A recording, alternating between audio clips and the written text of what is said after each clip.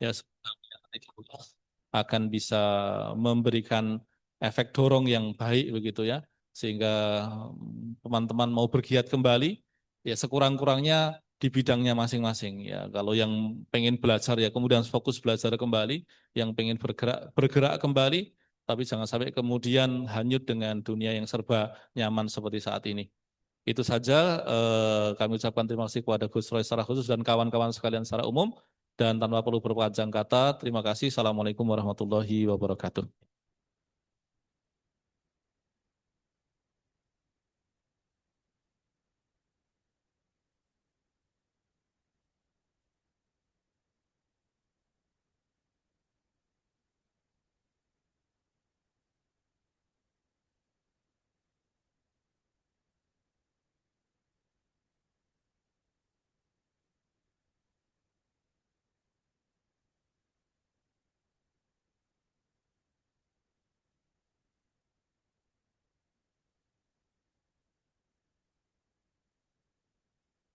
Baik, terima kasih Pak Anton atas sambutannya.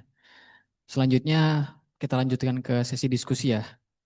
Seperti yang telah kami sebar di Instagram dan di beberapa publikasi melalui media sosial lainnya begitu ya. Dalam satu dekade terakhir ini sangat memprihatinkan ini. Bagaimana partai-partai dan juga organisasi kemasyarakatan yang berasaskan Islam ini terkooptasi oleh logika kekuasaan. Nah, di tingkat individu, para intelektual Muslim ya begitu yang seharusnya menjadi teladan malahan berpihak dan memberikan legitimasi terhadap neoliberalisme begitu.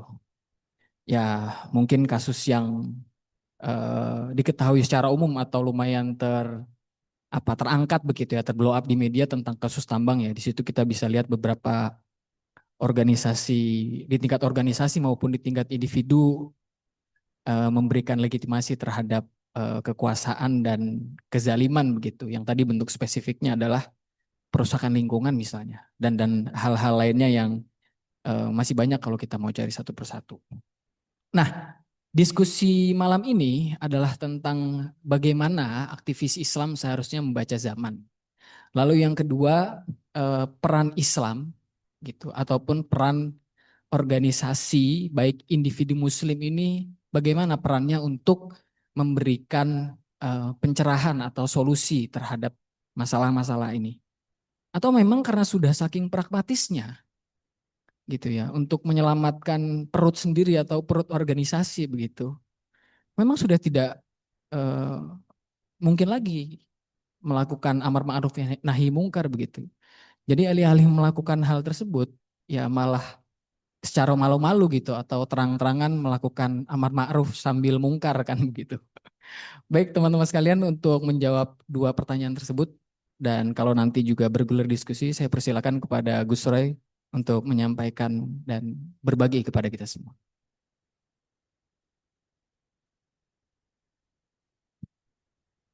Oke, terima kasih. Assalamualaikum warahmatullahi wabarakatuh.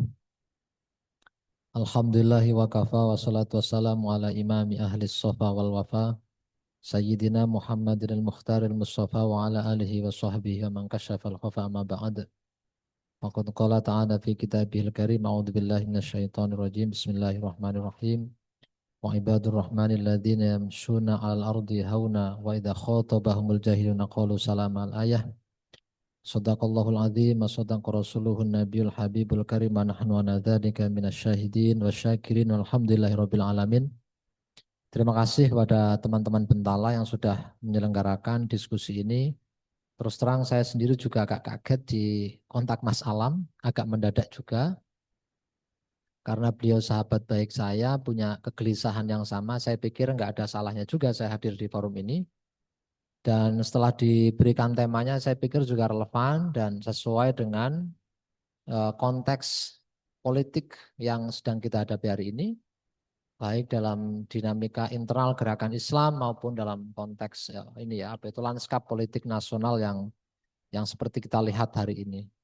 Jadi terus terang saya senang, tapi mudah-mudahan diskusi ini bisa menambah pengetahuan juga buat saya, nggak hanya Bentala yang belajar ya, saya juga belajar. Saya sendiri agak jarang sebenarnya diidentifikasi sebagai aktivis Islam. Jadi orang seperti saya ini disclaimer di awal ya. Memang saya punya background pendidikan di pesantren, keluarga pesantren, NU, ada juga beberapa di Muhammadiyah, juga aktivis sebenarnya, aktivis Muhammadiyah. Tapi karena memang concernnya di isu-isu keagamaan, maka disebut aktivis Islam atau aktivis Muslim. Nah sementara yang ngurusin buruh, ngurusin agraria, lingkungan, jarang sekali dianggap sebagai aktivis Muslim atau aktivis Islam. Jadi menurut saya ini juga satu problem yang harus kita bongkar bersama, karena secara umum ya kita bisa lihat memang belakangan itu kita mesti melakukan otokritik terhadap gerakan Islam, bahkan agenda-agenda yang disebut dengan agenda keagamaan ya. Orang akan menganggap bahwa aktivitas keagamaan atau disebut kajian keislaman itu ketika kita ngomong tafsir hadis dan seputarnya itu. Tapi kalau ngomong di luar itu, misalnya membedah what is neoliberalism, apa itu governance misalnya, itu Anda nggak akan dianggap sebagai ustadz, nggak dipanggil ustadz, Anda nggak akan dianggap sebagai aktivis Islam. Gitu. Makanya saya menyebut, saya pernah menulis untuk satu diskusi dengan teman-teman di kader kami, ini ada gejala namanya agama panggung. Agama itu dipanggungkan gitu. Jadi peristiwa-peristiwa keagamaan itu kalau Anda mengikuti pengajian-pengajian, sholawatan, nutup jalan, pakai sonhorek gitu ya, lebih ngeri lagi itu gitu. Terus sangat pede terus mengatakan ke umatnya ini Rasulullah hadir tengah-tengah kita ngasih syafaat. Ini agak kurang kerjaan Rasulullah datang ngurusin syafaat, dia aja mengganggu apa itu, mengganggu jalan misalnya gitu. Nyampah di mana-mana gitu. Dan apa efeknya setelah itu gitu. Itu saya juga resah ya. Bukan berarti saya anti gitu. Coba bayangin kita sering kali yang disebut keagamaan tadi itu menghabiskan ongkos yang sangat besar sekali, tapi nggak ada transformasi sosial sama sekali. Kira-kira Rasulullah rela nggak umat Islam itu terus miskin, terus tertinggal? Ya kalau ada orang indeks misalnya penguasaan PISA kita tertinggal di Indonesia, ya mesti orang Islam sebagian besar itu. Ya Mas ya, karena Islam mayoritas itu. Jadi menurut saya ini mesti kita refleksikan ya. Pertama memang kegelisahan saya bukan berarti saya nggak tersinggung atau nggak suka dianggap bukan aktivis Islam gitu. Malah nggak ada beban saya Mas itu, nggak dianggap aktivisme Islam nggak ada masalah gitu. Tapi menurut saya kalau aktivisme Islam itu yang disebut ta'muruna bil ma'ruf wa tanhauna 'anil munkar itu isunya itu aja ya. Jadi diredusir hanya mengorganisir urusan keagamaan gitu. Ini login apa logout gitu. Kita seberapa toleran sama si A sama si B gitu. Isunya masih itu atau bahkan sekarang kajian-kajian Islam itu bagaimana poligami yang baik dan benar gitu. Padahal misalnya poligami boleh nggak di Quran di sama boleh gitu. Tapi itu emergency exit itu 4 itu dibatasi, Bung. Itu dibatasi dalam konteks zaman itu menurut saya ini ya, ini bisa diperdebatkan. Contohnya aja, pada konteks zaman itu perempuan itu nggak dihargai sama sekali. Makanya perintah Qur'annya hunna libasulakum wa antum libasulahunna. Bahwa para perempuan itu adalah pakaian bajunya laki-laki, sebaliknya laki-laki juga bajunya perempuan, saling melengkapi menjadi partner. Perempuan bukan menjadi property right, bukan hak milik kita, itu milik Allah itu. Terus sekarang ada promosi poligami dimusuhi gituan ya. Dengan cara yang keliru juga menurut saya ya. Yang poligami merasa bahwa itu adalah solusi. Nah itu disebut dengan aktivisme Islam. Jadi mesti menurut saya, ya lagi-lagi ya, saya tidak ada masalah dianggap aktivis Islam apa enggak gitu. Gara-gara saya nggak pakai peci, terus dianggap baca bismillah keliru kan, kira-kira begitu kan nanti. Enggak itu, mesti kita perluas dimensinya. Karena saya sendiri menganggap bahwa Rasulullah itu, yang saya baca ya, itu aktivis. Kalau kita membaca Khalil Abdul Karim ya, Daulatul Madinah, atau membaca Toha Husain, Fitnatul Kubro. Gitu. Rasulullah itu dulu ditolak tidak hanya karena memperkenalkan tauhid, karena dimensi tauhid itu yang menyeluruh, mau merevolusi sistem kehidupan yang brutal, yang menjijikkan, yang anti human apa itu kemanusiaan, anti dengan perempuan, melecehkan. Ya itu mau diubah total. Nah gara-gara itulah Rasulullah itu dimusuhi gitu loh. Pada zaman itu perempuannya itu nggak ada harganya gitu. Terus Rasulullah mengatakan bahwa perempuan dan laki-laki setara. Di mata Allah yang dilihat takwanya. Orang pada zaman itu rasis. Oh enggak, semuanya itu yang hidungnya pesek, yang mancung sama saja. Di hadapan Allah takwanya. Itu satu pandangan subversif pada zaman itu. Makanya kata Toha Husain, tendensi dari ketauhidan Rasulullah itu mengubah secara dramatis. Gitu. Nah ini yang nggak pernah kita pikirkan hari ini. Bayangkan umat Islam itu sangat tertinggal dari segala aspek. Dari segala isu kita tertinggal. Padahal tugas kita itu berlomba-lomba dalam kebaikan. Jadi yang saya resahkan Bapak Ibu semuanya, pertama-tama menurut saya aktivisme Islam itu sudah diredusir isunya menjadi isu-isu yang dianggap Islami yang lumrah tadi itu ya.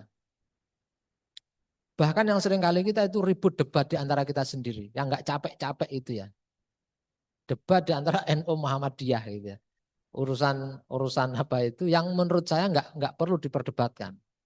Makanya ada kelakar zaman dulu sholatnya pakai kunut apa enggak gitu. Yang diperkarakan itu oleh kamu Islam ya, sholatnya tadi itu madhab kodoan ya, yang bangun jam 7 apa madhab bangun jam 5 gitu loh.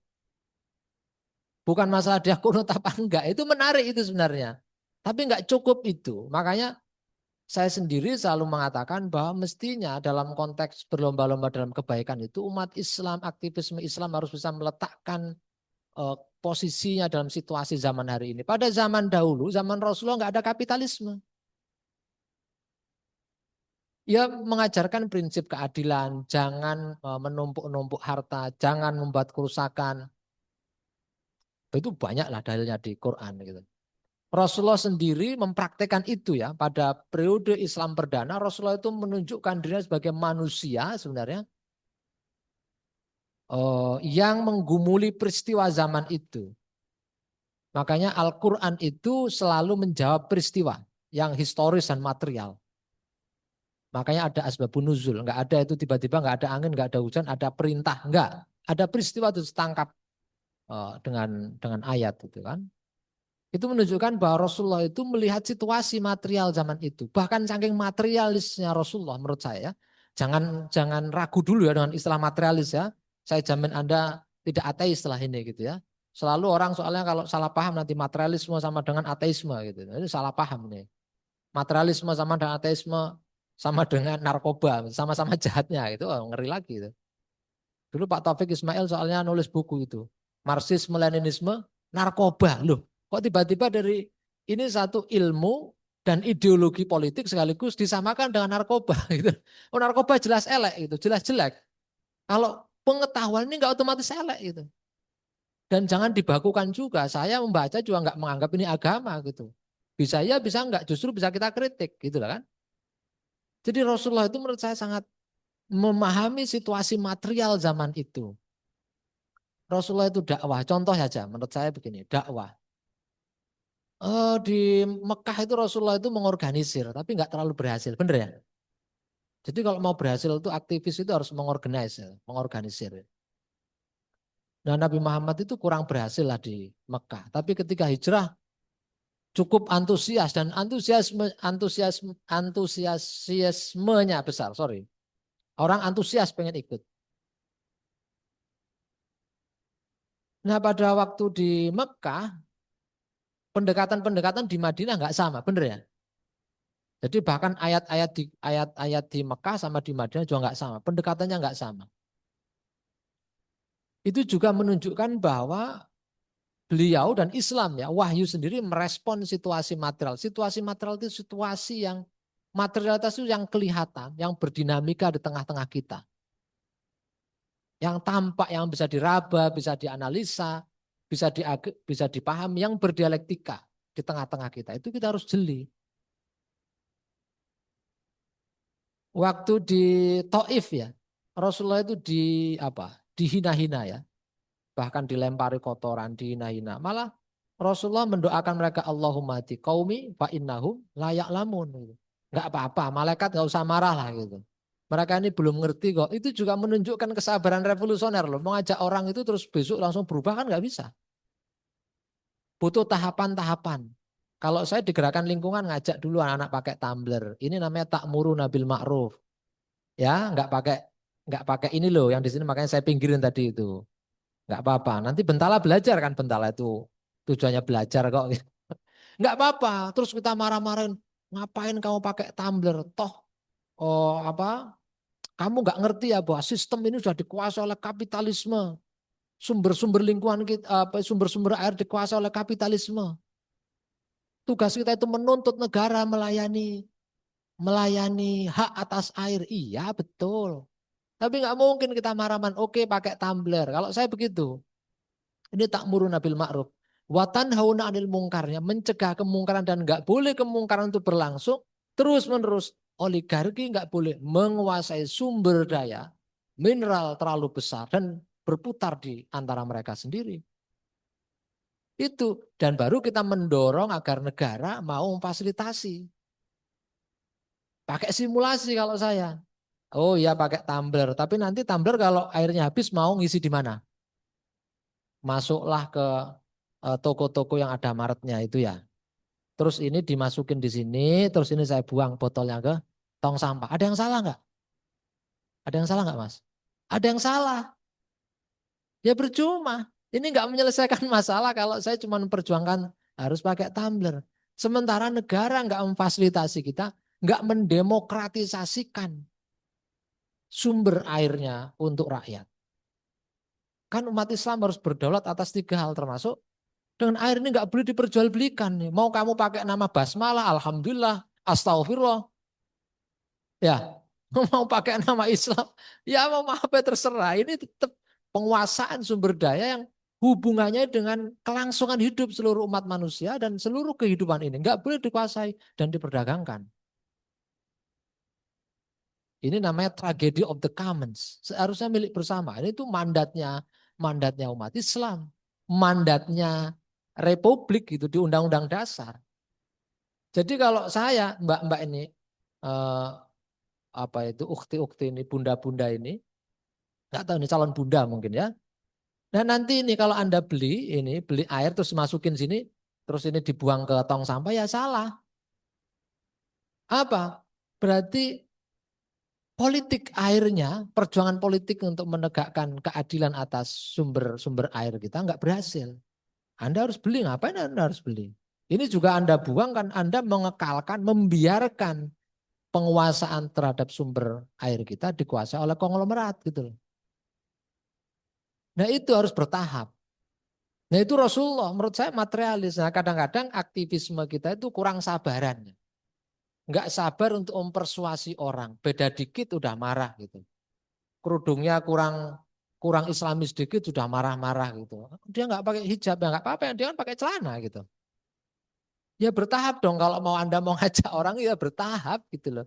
Mau ngajak sholat, mau ngajak baik bertahap. Coba kalau Rasulullah dulu marah-marah gitu, ngomel-ngomel, nggak ada yang mau. Mana yang harus kita anggap sebagai musuh dan nggak bisa ada negosiasi, mana yang itu adalah sahabat-sahabat kita yang kita butuh sabar. Menurut saya itu juga kurang clear ya di antara kita. Nah kembali ke tema kita itu aktivisme Islam kita. Pertama masih meredusir bahwa respon-respon terhadap ini ya masih meredusir aktivisme Islam itu acara-acara keagamaan saja. Itu satu problem menurut saya. Yang kedua, kalaupun mau merespon situasi global, seringkali salah. Bukan political correctness ini ya. Tapi analisisnya nggak tepat. Ini mau NU, mau Muhammadiyah, mau yang Salafi, mau hampir sama aja menurut saya. Mereka nggak belajar what is capital, what is capitalism. Nggak belajar apa itu moda produksi kapitalisme. Zaman Rasulullah nggak ada. Rasulullah cuma mengatakan kita menolak perilaku yang nggak adil. Kita harus menegakkan keadilan. Oh, Al-Quran itu berpihak kepada mustad'afuna fil ard. Gitu, ya jelas. Tapi siapakah mustad'afin itu? Sebagai konsepsi itu apa? Bentuk materialnya apa? Siapa mereka? Mustad'afin di dalam sistem kapitalisme. Kalau menurut saya, Selama Islam itu ya dihayati dengan cara seperti ini, Islam itu mau ini aja dalam banyak aspek ya, mau pakai Islam liberal, model Kiai Ulil Absar Abdallah, atau pakai model apa itu dakwah-dakwah Islam yang sekarang itu sama-sama kapitalisnya. Yang satu mendukung konsepsi pasar, yang satu ngomong kapitalismenya yang Islami gitu loh. Tapi padahal sama-sama commodification of everything gitu. Sama aja, cuman beda warna aja. Anda dagang hijab gitu Anda. Sama aja, tujuan bukan bisnis itu. Anda hidup dalam logika untung rugi kapitalisme, commodification of everything. Nah ini zaman Nabi nggak ada. Kalau ada yang ngomong, nggak tahu ya siapa dulu yang ngomong itu. Mungkin juga Gus Ulil, saya agak lupa ya. Nanti dicek aja, dicari datanya itu. Zaman Rasulullah itu pro pasar misalnya. Ntar dulu, konsepsi pasar itu apa gitu loh. Apa benar Rasulullah itu pro pasar gitu. Kalau kita baca Weber gitu ada syarat-syarat menuju kapitalisme. Dan di periode Rasulullah itu nggak ada kapitalisme as mode of production, nggak ada moda produksi kapitalisme. Belum ada sistem kapitalisme seperti sekarang ya. Kapitalisme sudah menjadi world system, sistem dunia. Gini ya, kalau agak mumet ya, kalau agak rumit gini, aku mau cerita begini deh, agak mundur sedikit ini. Keseharian kita. Mau agamanya apa aja, selera hidup Anda sama kok. Anda itu beneran mau muja Tuhan. Anda itu kan datang ke masjid itu kan karena penderitaan Anda kan. Atau kalau enggak Anda pengen mendorong Tuhan menuruti kesenangan Anda. Apa yang kita bayangkan Robbana atina fid dunya hasanah fil akhirati hasanah wa qina adzabannar. Saya enggak bahas wa qina adzabannar. Hasanah itu apa? Dalam benak banyak orang di zaman kapitalisme ini, masyarakat kapitalis ini, hasanah itu pengalaman baik ya. Baik itu sama dengan menyenangkan. Mesti itu. Kalau Anda punya pengalaman nggak menyenangkan, dianggap nggak baik. Bener Mas ya? Lu nggak semua menyenangkan itu mesti baik, yang nggak menyenangkan mesti nggak baik. Cak Munir itu Muhammadiyah ya, Cak Munir ya. Karena banyak teman Muhammadiyah. Saya ingetin lagi, Cak Munir itu Muhammadiyah. Munir itu loh, pejuang HAM itu. Hidupnya rajin puasa, Senin Kemis. Hidupnya sangat zuhud sekali ini. Zahidin dia, orang-orang zuhud lah ya. Dan memperjuangkan keadilan itu. Resikonya nyawa. Nggak ada itu Munir ya. Munir nggak dianggap aktivis Islam. Aneh sekali itu. Bentala harus mengatakan Munir aktivis Islam. Setelah itu Roy Murtado aktivis Islam ya. Tulis juga jangan dilupakan saya. Aktivis Islam juga. Nah, itu pengalaman dia nggak menyenangkan karena merisikokan hidupnya untuk memperjuangkan keadilan. Nggak menyenangkan, tapi itu baik. Baik buat dia, baik buat bangsanya, baik untuk perjuangan Islam itu sendiri. Seringkali kita menganggap pengalaman baik itu yang menyenangkan. Itu aja menurut saya jangan-jangan sudah dideterminasi oleh sistem kapitalisme. Anda mengidentifikasi diri Anda itu dari apa yang Anda konsumsi, yang disiapkan oleh sistem kapitalisme. Wah kalau aku pakai parfum ini udah gue banget ini. Padahal Anda ini solihah sekali ya, solihah. Pakai shot itu. Pokoknya calon menantu idaman. Tapi dia ini konsumtif. Dia punya Instagram ya. Punya Instagram buat pamer. Aku pamer maka aku ada. Makanya aku nggak punya Instagram. Apa yang saya pamerin? Keren juga enggak kan ya. Nah saya mau bilang begini loh. Kita mesti belajar, para aktivis Islam itu belajar memahami kondisi global itu dengan memahami perangkat-perangkat teori sosial untuk membaca situasi hari ini. Cocok enggak? Ini tuh perlu teori-teori sosial kritis. Dan juga jangan dianggap ini terus meninggalkan agama. Yang ketiga, Islam mengajarkan keadilan. Tapi bagaimana menegakkan keadilan ini? Enggak diajarin.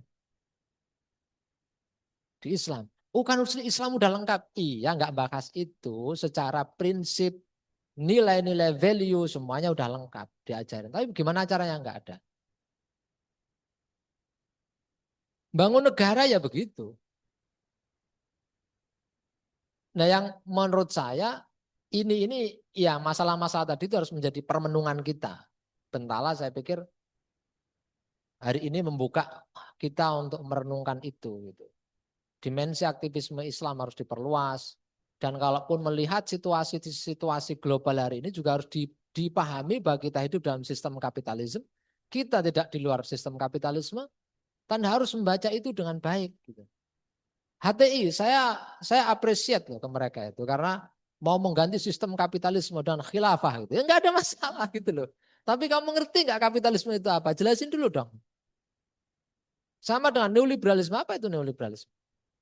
Nanti bentar bikin seri tentang kapital gitu ya. Boleh itu. Usul Ustaz.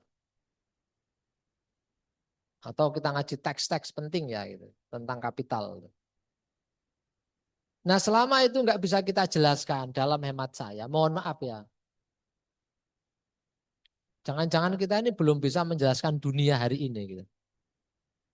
Makanya seringkali salah paham gitu soal Palestina itu, misalnya Palestina Israel itu masalah colonizer and colonized. Jadi yang penjajah dan yang dijajah. Jadi urusannya menjadi urusan agama. Semakin urusan agama, simpati kepada kemerdekaan kepada Palestina itu semakin kecil. Makanya dengan mudah bisa di-framing menjadi teroris. Ini menjengkelkan sekali. Buat saya, baik itu dari barat maupun dari respon kita teman-teman Islam ini gitu. Jangan diredusir urusannya menjadi urusan Islam. Ya kalau kita memperjuangkan kemanusiaan itu kan udah Islam. Kalau itu terjadi di wilayah yang lain yang non muslim, kira-kira kita mau berpihak enggak gitu. Contoh ini. Problem Papua. Enggak usah jauh-jauh deh. Papua itu brutal sekali. Brutal sekali itu. Kebanggaan mereka sebagai bangsa dihancurkan, identitasnya dihancurkan, sumber dayanya sejak dipaksa masuk pada Indonesia dihancurkan. Dan sekarang di saat kita diskusi ini berlangsung dan besok mau diskusi lagi, masih ada proses penghancuran ruang hidup di Merauke. Ada 2,2 juta hektar hutan adat dihancurkan melalui proyek food estate. Ini proyek yang dari dulu udah salah gitu. Saya kasih info sedikit soalnya food estate dulu Presiden Soeharto bikin program ketahanan pangan. Ketahanan pangan itu udah salah ya. Yang kita butuhkan kedaulatan pangan, beda. Tahan sama daulat beda. Ketahanan pangan itu begini, Anda nanti berkeluarga, punya suami, duit, ngutang terus, tahan ya. Ketahanan pangan itu. Tapi ekonomi Anda nggak berdaulat dalam rumah tangga. Kalau kedaulatan, semuanya udah diurus secara mandiri. Itu kedaulatan pangan. Di zaman Soeharto bikin proyek namanya food estate juga, tapi namanya belum food estate. Program 1 juta hektar lahan gambut untuk pertanian. Gagal total. Apa yang terjadi kalau musim hujan banjir, kalau musim panas memicu kebakaran. Di mana proyeknya? Ada di Kalimantan Tengah. Dilanjutkan lagi oleh SBY, dilanjutkan lagi oleh Jokowi, dilanjutkan lagi, proyek ini direproduksi oleh Prabowo. Menjadi PSN apalagi sekarang itu, proyek strategis nasional, langsung dikawal tentara. Kan aneh itu. Ini sudah nggak demokratis itu. Mereka itu punya hak ruang hidup, hak ulayat masyarakat adat yang diakui oleh negara, direkognisi, diakui melalui putusan MK 35 tahun 2015. Ada putusan MK, Mahkamah Konstitusi. Negara mengakui hak ulayat masyarakat adat. Dan harusnya ada undang-undangnya. Undang-undang yang nggak pernah diurus, tiba-tiba sekarang 2,2 juta hektar dibabat. Oleh siapa pelakunya? Seorang haji. Terus Anda dukung gitu sama karena haji. Ya kamu harus ceklah hajinya mabrur apa enggak dia itu kayak begitu. Haji kok ngerusak itu. Loh ini kan gini-gini nggak pernah kita pikirkan gitu loh. Wah ini gara-gara pengusaha Islam. Dia ngerusak lingkungan enggak? Menggusur orang enggak? Si haji ini. Ini super power dia nih, memainkan ini. Ngongkosi politik yang Anda semua berantem dukung 1 apa dukung 2. Kayak orang gila semua udah waktu itu kan ya. Cebong kampret udah enggak jelas itu kan ya. Itu pemainnya di antara mereka ini udah.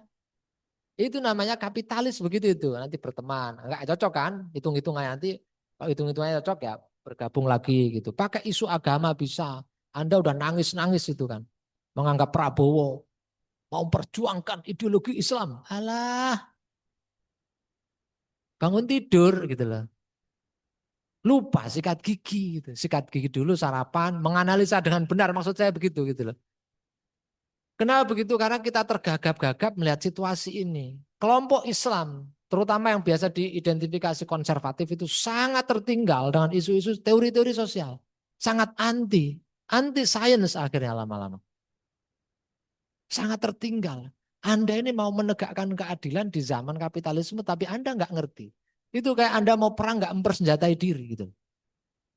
Dan nggak sadar sebenarnya mereka juga terjebak dalam kapitalisme itu sendiri. Ngeritik Ul Absar Abdallah yang jaringan Islam liberal. Nah, sebenarnya itu beda posisi aja. Satu mendukung kapitalisme yang nggak pakai merek agama, satu lagi kapitalisme yang merek agama. Satu dukung kapitalis, makanya isunya jadi asing-asing ya. Anda nggak suka sekali misalnya dengan pengusaha-pengusaha Tionghoa gitu. Nah kalau pengusaha Islam, ya kan nyumbang masjid udah banyak Pak. Dia ngerampok juga, ya itu urusan Allah lah. Masa begitu jawabannya? Nah ini yang terakhir nanti kita diskusi aja. Kenapa saya menekan kepada kapitalisme? Kita nggak akan bicara apa-apa tanpa memahami kapitalisme itu.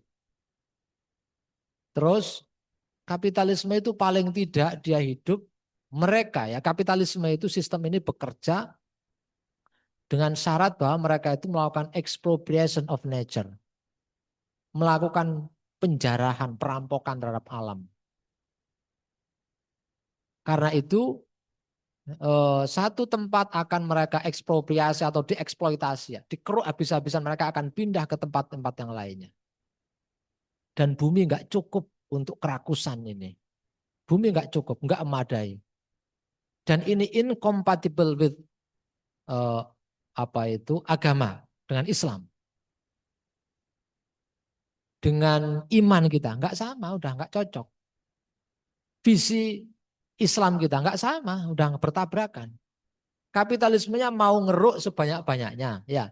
Tapi kita percaya bahwa Islam itu visinya rahmatan lil alamin. Lil alamin itu kan menyeluruh ya, universal. Loh kita ini lebih hebat timbang orang-orang partai komunis. Orang partai komunis mau bikin negara komunis yang katanya nggak ada penghisapan satu sama lain. Bener Mas ya? Bener? Bener nggak? Anda pernah dengar begitu nggak? Nanti kalau udah komunis semua nggak ada penghisapan gitu kan. Semuanya sama rata sama rasa. Dikelola secara bersama-sama. Menciptakan surga di muka bumi gitu. Cuman di bumi Mas kerjaan orang komunis itu. Cuman segitu mereka cupu banget. Orang Islam rahmatan lil alamin. Seluruh dunia jagat raya mau diselamatkan. Tapi seringkali ngelindur rokok muai yang rusak cacing sebelahmu itu rusak gitu loh. Musuh rokokmu kok aneh-aneh mau menyelamatkan rahmatan alamin. Yo Islamnya bener tapi kelakuan kita ini loh. Dobos aja dong Yogyo itu. Kita akan merawat jagat gitu. Tonggomu urung mangan loh. Urung kok kayak mangan ya ngomong rawat jagat itu. Puntung rokokmu itu loh 20 tahun dia merusak tanah itu. Cacing-cacing meso-meso itu. Diangkrek gitu. Sopo ora ngono. Umpama cacing iso ngomong kan ngono ya, masalah kan gak iso ngomong itu. Dugaanku loh ya. Buktinya mati kabeh kan. Anda ini ya kalau datang bulan pakai pembalut, pakai popok. Ya. Halo, pakai popok enggak Anda ini? Pakai. Popokmu apa? Sekali pakai apa yang bisa dibersihkan? Sekali pakai. Jawab yang tegas. Sekali pakai. Iya. Tahu popokmu itu ngerusak bumi berapa ratus tahun? Umurmu berapa loh Mbak? Sekarang berapa umurmu? Berapa? 24 ya? 24 kalau kamu ikut Rasulullah berapa tahun lagi berarti? 63 tahun.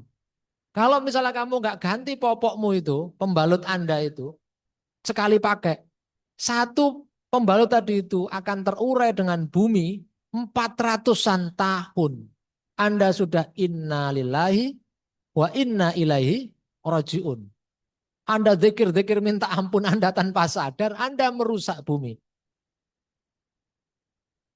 Lil alamina, al alamina itu yang kelihatan, zahiron wa batin yang enggak kelihatan. Jadi mikroba dalam tanah enggak kita hargai itu. Mesuh-mesuh kabeh. Mikrobane wong Jombang, kan wong Jombang ya Mas ya. Ini enggak terlalu akademis loh, saya ini karena tulis partai hijau ya. Politisi saya ini. Anda mengundang politisi hari ini gitu. Enggak tahu politisnya ada ilmunya apa enggak, tapi saya pertanggungjawab ada bukunya Mbak. Yang tak omongin tadi itu saya juga ngaji sama aja. Masnya juga begitu, ngerokok kan ontek gitu. Saya enggak anti rokok, Gus Roy anti rokok begini itu. Mentang-mentang sudah enggak ngerokok, saya dulu pernah merokok, tobat saya itu. Berhenti. Satu takut mati karena istri saya masih cantik, masih muda. Enak kamu nanti itu, aku udah mati kamu.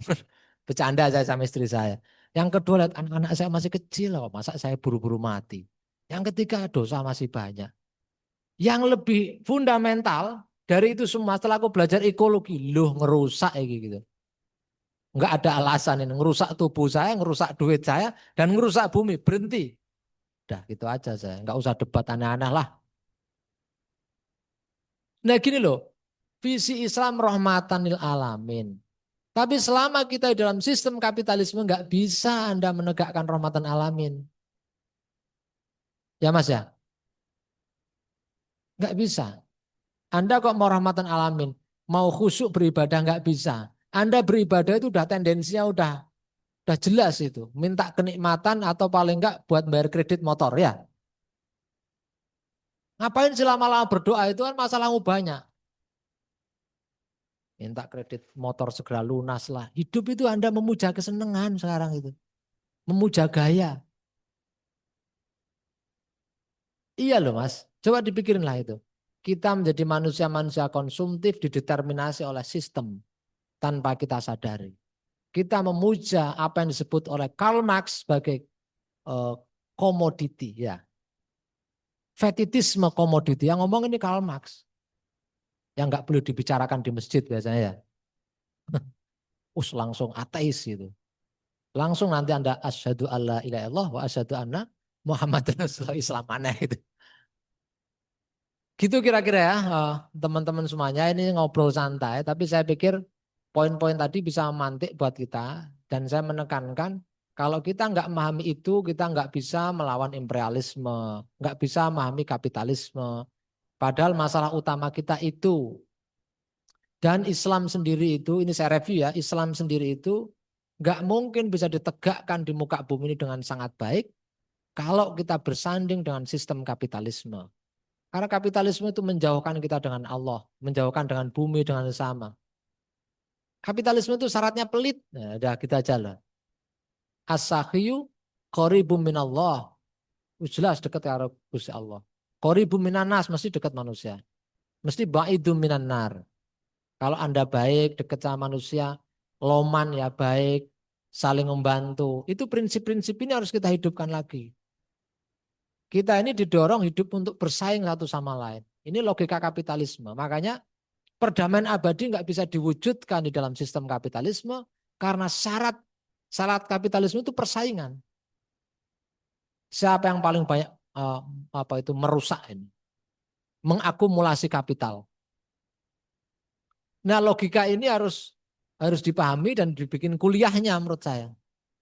Kalau Bentala mau bikin seru saya bisa bantu itu. Saya itu di pesantren tuh ngaji satu kitab ya. Judulnya itu 17 Contradiction and the End of Capitalism. Yang nulis seorang ulama dari Amerika. Namanya David Harvey. Saya kaji per bab dengan anak-anak santri. Jadi Anda belajar kitab kuning penting. Belajar fikih penting. Belajar tafsir penting. Bisa bahasa Arab wajib saya bilang gitu. Tapi Anda harus tahu hidup di zaman ini harus tahu kontradiksi kapitalisme. Makanya saya mengajar 17 Contradiction and the End of Capitalism. Saya ajarkan ke anak-anak SMA di sana. Saya juga ngajar ke mereka itu ekologi politik. Saya ajarin itu. Biar mereka bisa menjawab tantangan-tantangan zaman ini. Dan sekali lagi, Nabi Muhammad adalah seorang aktivis. Nabi Muhammad nggak ngajarin wudhu, ngajarin caranya sholat, tapi juga mengorganisir dan menegakkan keadilan. Kalau disebut ulama kok cuman diundang ceramah di panggung dibayarin 4 juta, 5 juta gitu ya. Berdoa gitu, punya duit banyak, naik mobil mewah gitu. Terus kita bilang itu al ulama warasatul anbiya gitu. Yo enak banget tak begitu. Wong ulama itu melayani bukan dilayani kok gitu. Ya, jangan bikin gerakan bela ulama lah, udah capek kita itu. Ngapain ulama dibela? Dia nggak bisa bela dirinya sendiri kok dibela gitu. Ulama harus bisa bela dirinya sendiri, paling enggak dia secara moral baik. Gitu ya, ini saya nggak nyindir satu dua loh Mas ya. Jangan dilaporin. Ini semuanya lah ini. Mau NU Muhammadiyah sama aja lah. Ini tantangan kita sama kok. Mau NU misalnya. Kalau krisis kapitalisme, krisis iklim berlangsung. Terus lah NU lebih selamat gitu. Karena doaku lebih panjang. Yakin ya doaku lebih panjang timbang Muhammadiyah. Muhammadiyah. Oh enggak kamu. Doa saya lebih panjang Ustadz itu loh. Wah amalan saya panjang sekali. Yo pancet aja. Bayar kredit ya kredit itu. Terus apakah lebih selamat timbang yang lain? Enggak juga. Jadi mengerti tadi itu menurut saya karena ini konsepnya tadi kan belajar ya. Saya menyarankan kita sama-sama belajar tentang kapitalisme, imperialisme. Jadi solidaritas kemanusiaan kita, pembebasan kita itu betul-betul rahmat apa itu mustadafin atau mustadafun. Mustadafin itu enggak perlu ditanya agamanya apa, Mbak. Pahamu apa, Mas? Kamu ikut Ustadz Adi Hidayat atau Ustadz itu Gus apa itu yang terkenal tuh gara-gara es teh itu loh. Gus itulah, Gus F. Ya, inisial gitu. Anda ikut yang sonorek apa sih? Aduh, nggak relevan itu. Pokoknya kalau Anda itu masih bertanya mau bantu orang kok nanya dulu agamanya apa, bukan visinya Islam. Islam itu membebaskan semuanya, semuanya tanpa terkecuali. Terima kasih. Assalamualaikum warahmatullahi wabarakatuh. Waalaikumsalam warahmatullahi wabarakatuh. Terima kasih Gus Roy atas pantikan juga apa tadi ya pecutan-pecutan kecilnya lah begitu ya. Saya ingin mencoba meng-highlight begitu ya. Jadi disclaimer juga nih Gus. Saya anak baru juga nih di dunia aktivisme begitu ya. Ya baru 3 tahun belakangan lah, 2 tahun belakangan gitu. Jadi ntar kalau misalnya ada yang keliru silakan Gus dibetulkan aja. Kalau teman-teman juga di sini, misalnya saya ada yang keliru dibetulkan aja. Tapi begini teman-teman ya. Pertama perlu pertama begini, kesalahpahaman terhadap sesuatu itu dimulai dari kesalahpahaman terhadap ilmu kan begitu ya. Sehingga nanti melahirkan juga amal yang salah. Misalnya begini, kalau Islam kita maknai sebagai din, kan gitu. Din itu kan nanti dia nuansanya kental sekali dengan keberhutangan begitu ya, keberhutangan eksistensi.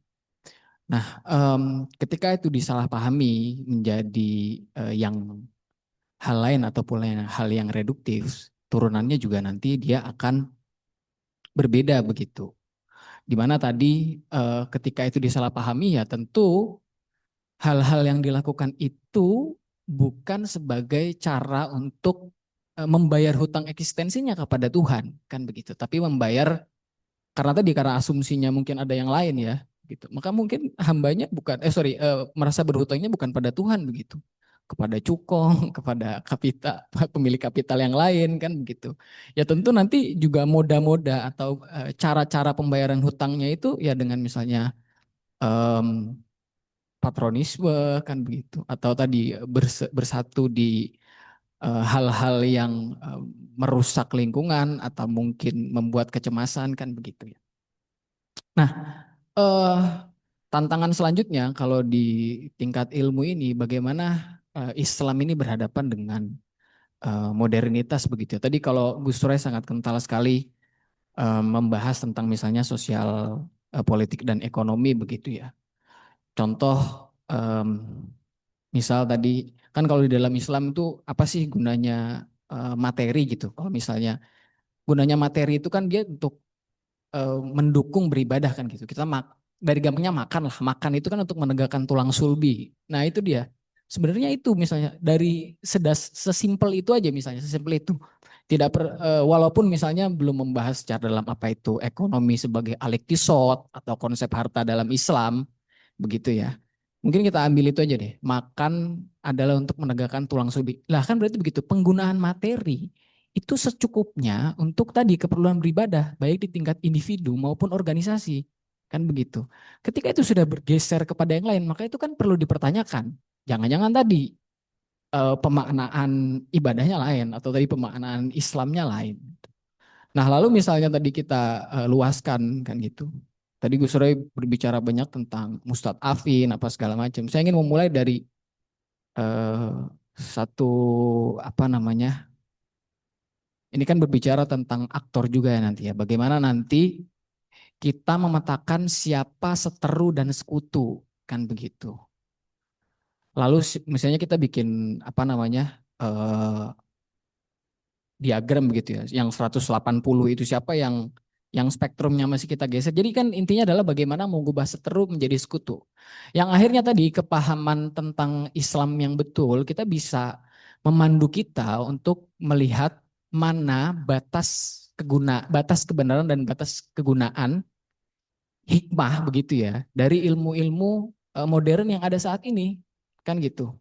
Sebagai contoh karena background saya studi pembangunan begitu ya, saya cukup familiar lah misalnya dengan konsep kemiskinan. Di Indonesia ini kan sekarang kita kemiskinan dari masih diukur dengan kemiskinan moneter ya. Bagaimana orang itu diukur miskin dari pengeluaran dan pendapatannya begitu.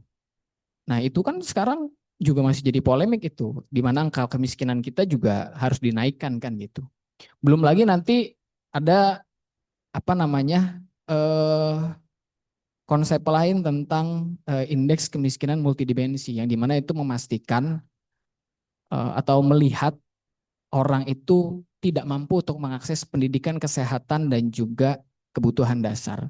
Nah, walaupun ya secara eksplisit ini tidak berangkat dari Islam, tapi kan kalau kita gunakan batas itu di tingkat fisik dan di tingkat fisikal, itu kan ada tuh nanti irisannya dengan Islam kan begitu. Yang itu juga kita bisa anggap sebagai sekutu kita tadi untuk misalnya dalam rangka pemerataan akses.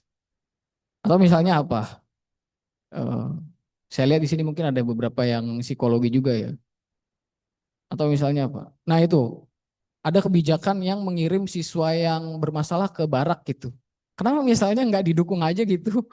Apa namanya organisasi-organisasi atau NGO-NGO yang bergerak di mental health kalau di sekolah disokong dananya ke sana. Itu kan lebih lebih apa namanya berbasis riset, orangnya juga konsisten kan memperjuangkan itu. Kenapa harus dikirim kayak gitu kan?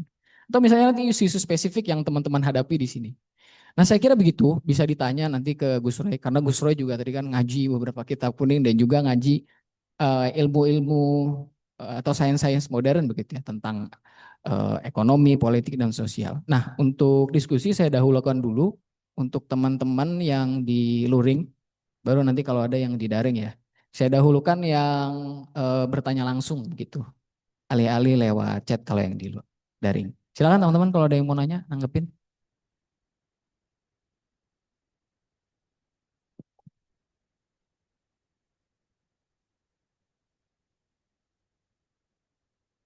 Monggo.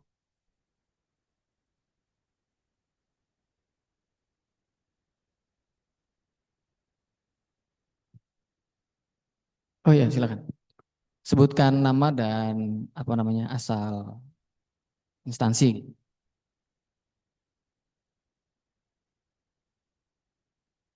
Bismillahirrahmanirrahim. Terima kasih atas kesempatan yang diberikan.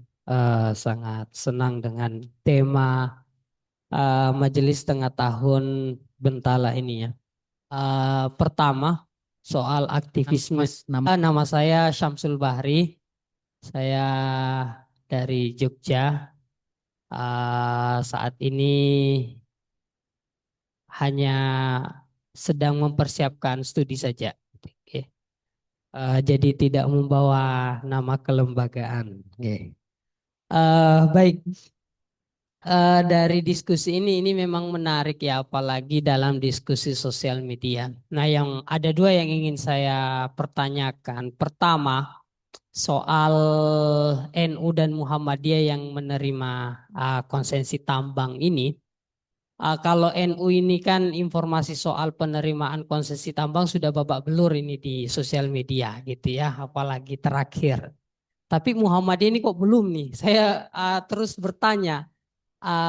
Sampai hari ini saya belum menemukan informasi apakah Muhammadiyah sejak menerima di 2024 itu sampai hari ini sudah ada pelaksanaan real operasional di lapangan bahwa sudah ada eksplorasi tambang di mana letaknya. Nah ini coba saya pengen tahu di mana gitu ya. Dan kalaupun ada, apa yang membuat Muhammadiyah ini cukup apa ya, cukup settle di sosial media, tidak sebagaimana sibling rivalry-nya yang kemarin gara-gara Raja Ampat itu.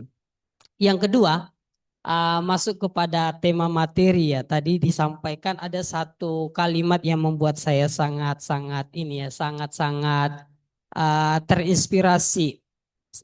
Tadi Gus Roy menyampaikan bahwa Islam ini tidak akan bisa tegak risalah rahmatan lil alaminnya di muka bumi ini selama Islam itu masih bersanding dengan kapitalisme.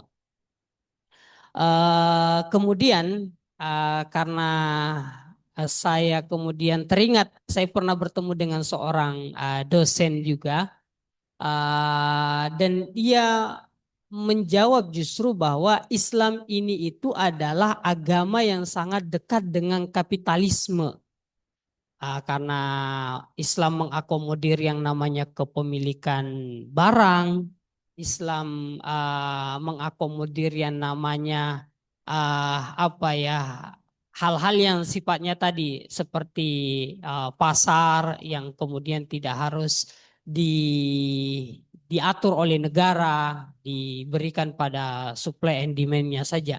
Nah, dua hal ini satu hal yang saya anggap dalam contoh-contoh banyak fikih-fikih iktisadia misalnya fikih-fikih yang berkaitan dengan ekonomi misalnya, Islam justru sangat-sangat pemahaman saya selama ini sangat-sangat dekat dengan kapitalisme daripada sosial gitu ya, sosialisme. Terima kasih atas waktunya. Ya, apa tadi? Aku yang nangkap yang kedua. Yang pertama. Oh ya, ya makasih Mas Samsul Bahri. Betul ya. Terima kasih pertanyaannya dua-duanya, terutama yang kedua tadi itu sangat ini ya, sangat serius tadi. Yang pertama soal tambangnya NU dan Muhammadiyah ya. Muhammadiyah aja. Harusnya nanya ke Ustadz Muhammadiyah. Nah, lah iya. Saya sendiri kemarin dengar dari lupa saya kemarin ketemu di UI katanya belum jelas juga di mana. Akan diberi di mana ya soal Muhammadiyah itu. Tambangnya di posisinya di mana, lanjut apa enggak, ini belum ada update katanya. Terus kalau NU sudah jelas dapat dari bekas perusahaan Bakri di Kalimantan Timur. Jadi itu kalau soal itu. Soal babak belur, wah itu mereka yang merasakan itu. Ya kan? Sudah memutuskan untuk mengambil, dikritik ya harus siap lah. Gitu. Itu aja cukup Mas ya? Cukup ya. Nanti harus dicari betul tuh, dilacak di Muhammadiyah, jangan-jangan diam-diam udah dapat gitu kan, nggak ngerti juga kita gitu. Tapi yang jelas sih intinya kita menolak bukan karena suka nggak suka ya, tapi karena berdasarkan pada kajian-kajian yang saintifik menunjukkan bahwa memang dunia harus melalui proses dekarbonisasi ekonomi. 46% emisi karbon global disumbang oleh batu bara. Dan tren global memang harus melakukan transisi energi. Paling enggak ada moratorium terhadap eksploitasi batu bara. Karena penghasil emisi karbon yang sangat besar sekali. Soal tambang harus dikelola secara demokratik ya. Melalui perencanaan yang demokratik pula, democratic planning. Itu prasyarat yang enggak bisa ditawar-tawar. Apalagi pasca tambang pasti merusak dan enggak bisa diperbaiki. Kalau ada yang ngomong aturan legalnya memang, argumen legalnya memang diminta untuk mereklamasi bekas tambang. Tapi bekas tambang udah nggak bisa diapa-apain. Sudah hancur, udah nggak bisa. Jadi proses itu menggusur ruang hidup rakyat, ruang hidupnya hewan-hewan yang ada di hutan, deforestasi, membongkar-bongkar tanah. Sebenarnya batu bara itu tidak mengancam kehidupan kita. Karena kita bongkar-bongkar, ya sudah, karbonnya mengganggu gitu. Dia kan nggak mengancam. Plastik itu dari minyak, ya, minyaknya kita bongkar-bongkar rusak. Udah ada ayatnya wala tufsidu fil ardi ba'da islahiha. Jadi kalau sudah ditata sama Tuhan jangan dirusak-rusak gitu loh. Jangan diotak-atik lagi. Meletakkan sesuatu tidak pada tempatnya. Itu ya Mas ya. Mudah-mudahan cukup. Terus yang kedua tadi ini sangat mendasar ya. Ada argumen bahwa Islam itu lebih dekat dengan Islam itu mendukung kapitalisme atau lebih dekat? Lebih dekat kepada kapitalisme. Oke gitu. Saya pernah ditanya dalam satu diskusi teori populer ya waktu itu di Indo Progress tentang Islam ini ya, Islam dan Marxisme lah kira-kira waktu itu. Salah satu temanya itu satu kursus 1 bulan tentang itu. Memang ada perdebatan apakah Islam itu komunis atau kapitalis? Enggak dua-duanya. Islam bukan komunis, bukan kapitalis gitu. Tapi terus orang menafsir Islam lebih dekat dengan apa? Yang komunis apa yang kapitalis kan begitu. Ada dan pada umumnya selalu mengatakan bahwa Islam itu pada umumnya selama ini menganggap Islam itu mendukung akumulasi. Islam juga mengakui hak milik misalnya. Karena itu Islam mendukung atau lebih dekat dengan sistem kapitalisme. Yang satu lagi mengatakan Islam lebih dekat dengan tradisi, yang kok ngomong komunisme jarang, biasanya pakai istilah Islam lebih dekat dengan sosialisme.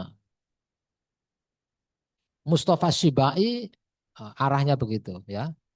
Di Indonesia dulu malah langsung ngomong komunisme namanya Haji Misbah. Salah satu tokoh dai dan ulama Muhammadiyah dari Surakarta gitu. Nah, kalau saya sendiri ya debat tentang hak milik itu harus dikembalikan kepada konsepsi bahwa segala yang ada di muka bumi itu miliknya Allah. Benar ya? Miliknya Allah ya. Bumi ini miliknya Allah. Terus kemudian siapa yang kuat, siapa yang menang, dia mengkapling-kapling terus diklaim sebagai hak milik. Kalau di Inggris dulu ada gerakan enclosure. Dibikin patok-patok, diklaim ini menjadi milikku. Ini argumen legal memang harus ini ya, digugat terus misalnya. Contoh lagi misalnya soal penguasaan hak milik. Ini kan serang lagi ribut Amerika dukung Israel ya, Mas. Mudah-mudahan nggak menyimpang ya ini analoginya atau mau ke arah sana lah, mau menjawab ke arah pertanyaan Anda. Orang-orang Amerika itu ngomong itu tanah Amerika itu tanah mereka, orang kulit putih itu loh. Enggak, kalian tuh ngerampok juga gitu. Makanya kalian dukung perampok juga. Wong Israel tuh rampokan kok. Ya, Mas ya. Israel itu sebenarnya dosa dari imperialisme, terutama Imperium Inggris. Jadi kapitalisme mengalami pembusukan, lahirlah Adolf Hitler, orang Yahudi di sana dibantai dalam peristiwa Holocaust, terus dikasih tempat di Palestina. Terus mereka mengklaim itu tanah mereka, hak milik ya. Hak milik, ini milik saya gitu.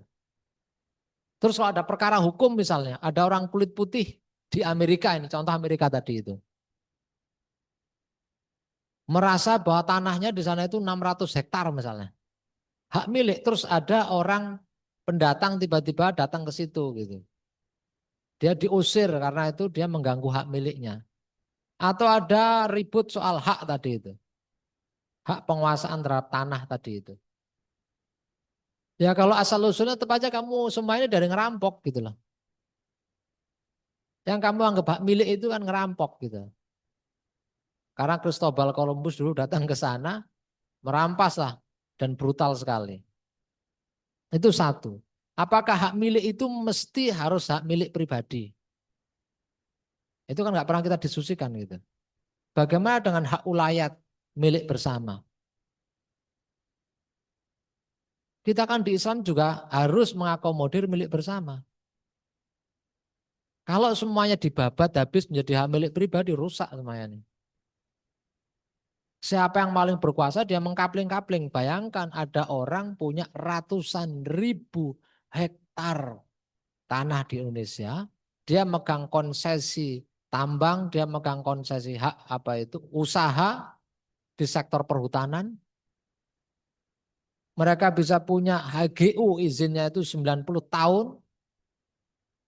Lu rusak kalau begitu itu. Saya punya makalahnya perdebatan itu. Nanti saya share ke teman-teman Bentala. Mudah-mudahan jadi ini ya, jadi bahan diskusi juga. Karena makalah saya ini untuk diskusi internal awalnya. Nah itu pertanyaan-pertanyaan yang perlu saya ajukan bahwa ia mengakui hak milik. Memang apakah tradisi sosialisme juga nggak mengakui hak milik? Mengakui hak milik juga. Milik kolektif gitu. Masalahnya yang selalu dibicarakan itu orang-orang sosialis atau apalagi yang komunis itu. Semua akan menjadi milik bersama. Istri juga milik bersama. Dari mana Anda dapat cerita itu? Istri kan bukan alat produksi. Ya kan? Kok bisa-bisa orang ngomong itu jadi semua akan menjadi milik bersama. Kan itu kan dipropagandakan Orde Baru sampai sekarang. Mana ada? Komunis dari kata komun, hidup bersama, mengatur secara bersama-sama. Ya kan di Islam itu kan mandat Islam paling enggak sumber-sumber mata air enggak boleh dikuasai oleh pribadi. Enggak boleh dikuasai oleh swasta. Sumber-sumber vital ini loh. Nah sekarang kita ini sistem pangan kita ini bergantung kepada 1-2 perusahaan. Kita nggak berdaulat. Anda mau zikir nggak zikir, ikut majelisnya Adi Hidayat apa enggak sama aja. Kalian ini korban-korban dari Monsanto. Makanmu juga KFC dan baru aja kan bikin boykot itu. Bener Mas ya? Jadi menurut saya hak milik itu juga harus diobrolin hak milik kolektif, hak milik bersama. Contoh sekarang, kami kemarin diskusi tentang wakaf ya. Wakaf hutan, ada juga hutan wakaf, ini 2 hal yang berbeda ya. Saya sama teman-teman sedang menyelamatkan sumber mata air. Rusak di kampung saya itu sumber-sumber mata air debitnya semakin kecil, orang sudah nggak paham lagi tentang vegetasi, nggak paham ekosistem, rusak itu. Makanya saya bikin assessment, mendata, meneliti, mengamati sumber-sumber mata air yang ada di desa, milik siapa saja. Sudah ada yang mau dikuasai oleh pengusaha, ada yang oleh juragan cukup kaya. Nanti bisa diuruk sewaktu-waktu sama mereka. Ya, padahal kalau sumber mata air diperlakukan begitu, kita akan menghadapi krisis air dalam jangka panjang. Dulu itu mesti milik kolektif gitu. Terus baru dipatok-patok lah ya Mas ya. Dipatok-patok ini punya kamu, ini punya saya. Bahkan ada satu sumber mata air itu ya, semacam danau kecil atau setu itu udah ada keluar sertifikat. Kok bisa keluar sertifikat itu? Satu masuk sana, satu masuk sini gitu loh. Nah Islam itu kan mendorong adanya wakaf ya. Terutama wakaf khairi untuk kemaslahatan semua orang. Jadi kalau ngomong hak milik itu kita mesti mendorong hak milik bersama. Terutama untuk aspek-aspek yang sifatnya mendasar. Rare earth, apa istilahnya sekarang, tanah jarang, mineral-mineral penting itu yang langka akan jadi perebutkan buat persenjataan, buat pertanian, buat kesehatan, akan rebutan itu mineral-mineral penting ini. Itu nggak boleh. Jadi kalau ngomong kepemilikan debatnya panjang, termasuk juga makosid al-syariah. Tapi mungkin nggak ada waktu terlalu panjang ya saya Mas ya. Nanti saya bagi makalah tentang itu. Nah itu yang tadi saya singgung sebagai tragedy of the commons, tragedi kepemilikan bersama. Jadi dulu itu mengakomodir milik bersama dan Islam juga mengakomodir wakaf. Ya. Misalnya sekarang reforma agraria, contoh ya reforma agraria. Reforma agraria di Indonesia itu selalu dituduh sebagai proyek komunis. Wah, ini salah besar. Dulu yang menggagas juga perwakilan dari NU menggagas reforma agraria. Agrarian reform. Redistribusi tanah. Yang tanahnya terlalu besar dikurangi, diberikan kepada yang enggak bertanah. Itu proyeknya reforma agraria dulu. Karena prinsipnya tanah untuk petani penggarap. Bukan untuk yang enggak ngelola tanah. Tanah itu untuk yang ikhyaul mawat, yang menghidupkan tanah. Tanah yang mati, yang terbengkalai, dia menghidupkan. Dia dapat hak itu. Nah tapi dalam beberapa kasus, ketika tanah itu disertifikatkan milik sendiri-sendiri, dijual lagi, ketimpangan lagi. Maka yang didorong adalah sertifikat kolektif. Karena ini untuk sumber pangan satu desa. Maka tanah ini tidak boleh dialihfungsikan. Harus menjadi milik kolektif untuk keberlangsungan hidup anak cucu kita. Ini enggak pernah dipikirkan. Sekarang gentrifikasi besar-besaran, orang Islam juga yang kalah. Kalau ngomong sentimen agama, ya orang Islam yang kalah. Atau orang Islam yang kaya mencaplok yang miskin. Ada loh orang sekarang punya rumah investasi banyak. Padahal banyak orang juga enggak punya rumah. Kayak Anda-Anda ini beberapa yang belum punya rumah. Ya, cita-cita membangun keluarga sakinah mawaddah rahmah. Pengen punya tanah 200 meter saja. Ya Allah, Engkau Maha Kuasa, kabulkanlah doa kami yang kecil ini dan indah ya Allah. Gitu kan. Udah itu doang.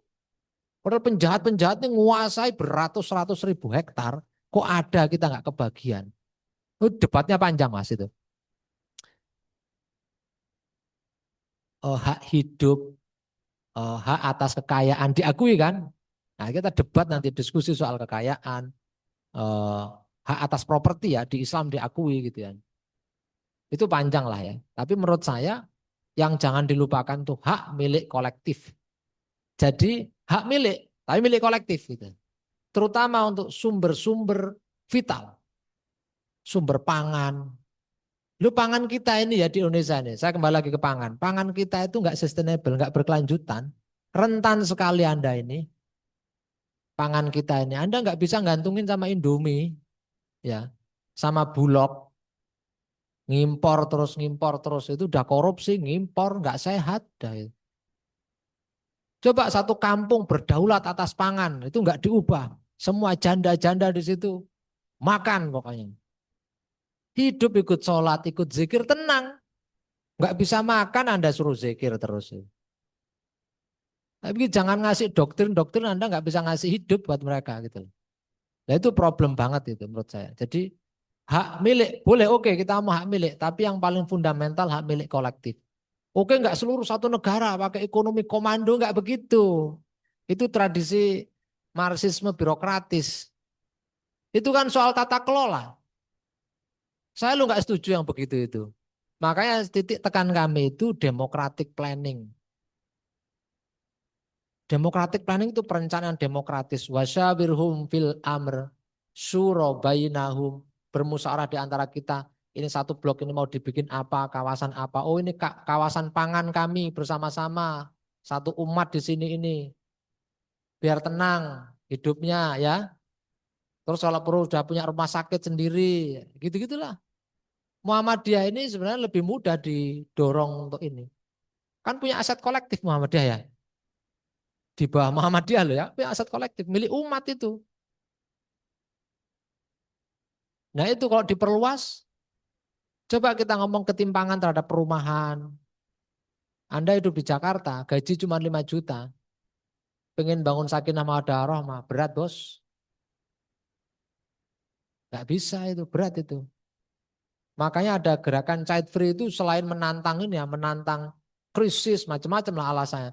Juga alasan-alasan praktis saja udah ngadopsi kucing aja lah. Makanya sekarang anak kelas menengah itu kucing-kucingnya itu dibikin status WhatsApp, mama berangkat kerja dulu ya nak. Aduh, berat ini udah. Mengasuh anak berat ya. Kapitalisme. Oke lah, gitulah kira Mas Samsul ya. Nanti nggak serius jadinya saya ini ngasih ceritanya. Dianggap ini bukan forum ilmu ini, forum guyon nanti itu. Tapi serius itu beneran itu loh. Ini perubahan-perubahan ini itu sekali lagi ya, saya nambahin sedikit. Sekali lagi, kapitalisme sangat penting untuk diamati hari ini. Ngajilah tentang kapitalisme. biar iman Anda lebih kuat. Saya itu terus terang nih, saya nggak karena mau Anda puji gitu. Saya semakin banyak istighfar, semakin percaya dengan Islam, semakin aku ngerti kapitalisme. Aku semakin bergantung kepada Allah, semakin aku sering nangis. Aku itu kalau lihat kemarin saya di jalan tuh marah, nangis, lihat berita Gaza, berita Gaza. Satu lagi ada kawan-kawan kami membela lingkungannya ditangkap. Saya itu marah, dendam, jengkel. Coba berapa anak-anak kita terlantar di pinggir jalan itu. Jangan kayak kelas menengah muslim yang, nah itu lihat orang nggak mampu itu, kita sedekahin ya gitu. Kamu beruntung loh gitu. Kalau kita sedekah akan dilipat gandakan 700 kali oleh Allah Subhanahu wa taala dan nanti dimasukkan ke dalam surganya Allah gitu. Kasihan sekali mereka. Enggak gitu umat Islam itu. Anda harus terenyuh, enggak tega dan merangkul mereka. Umat Islam ini yatim sudah. Ditinggalin proyekan sama kiai-kiainya ya. Udah yatim itu. Dan naik Alphard semua. Yang sana ya gaya-gayaan begitu. Zikir aja membayar. Jangkrik itu anak itu. Zikir aku bayar, aku lah misu-misu aku nu. Zikir lebih dekat kepada panggung, lebih mahal harganya gitu, lebih dekat kepada iman. Gitu. Asem ya wong gitu. Iso lo bisnis zikir itu. Dan dia kaya raya, masya Allah, masya Allah. Semuanya untuk Allah gitu kan. Lambe muridmu enak lo bos gitu loh. Terus dia ngajarin poligami yang indah. Duitmu banyak pak. Nah ini loh mas, saya tidak anti sama mereka, cuman harus dikritik. Zikir ya zikir lah, zikir kok di bisnis itu loh. Mau tak kasih datanya di WhatsApp gitu ada mas. Aku kemarin mau daftar ikut zikir kok gitu. Muharram apa gitu namanya itu. Ntar tak buka dikit mas ya. Oh janganlah. Ini ya aku. Tak buka ini. Aku sampai istriku mau tak ajak kamu ikut zikir nggak? Malah pening nanti ya kata dia itu. Suruh bayar kita. Ini ya. Oh ini nih, jangan-jangan ini nih, yang ini nih. Beyond apa namanya ini? Namanya Beyond pokoknya itu. Ada di Instagramnya mereka itu. Aku baca aja ini.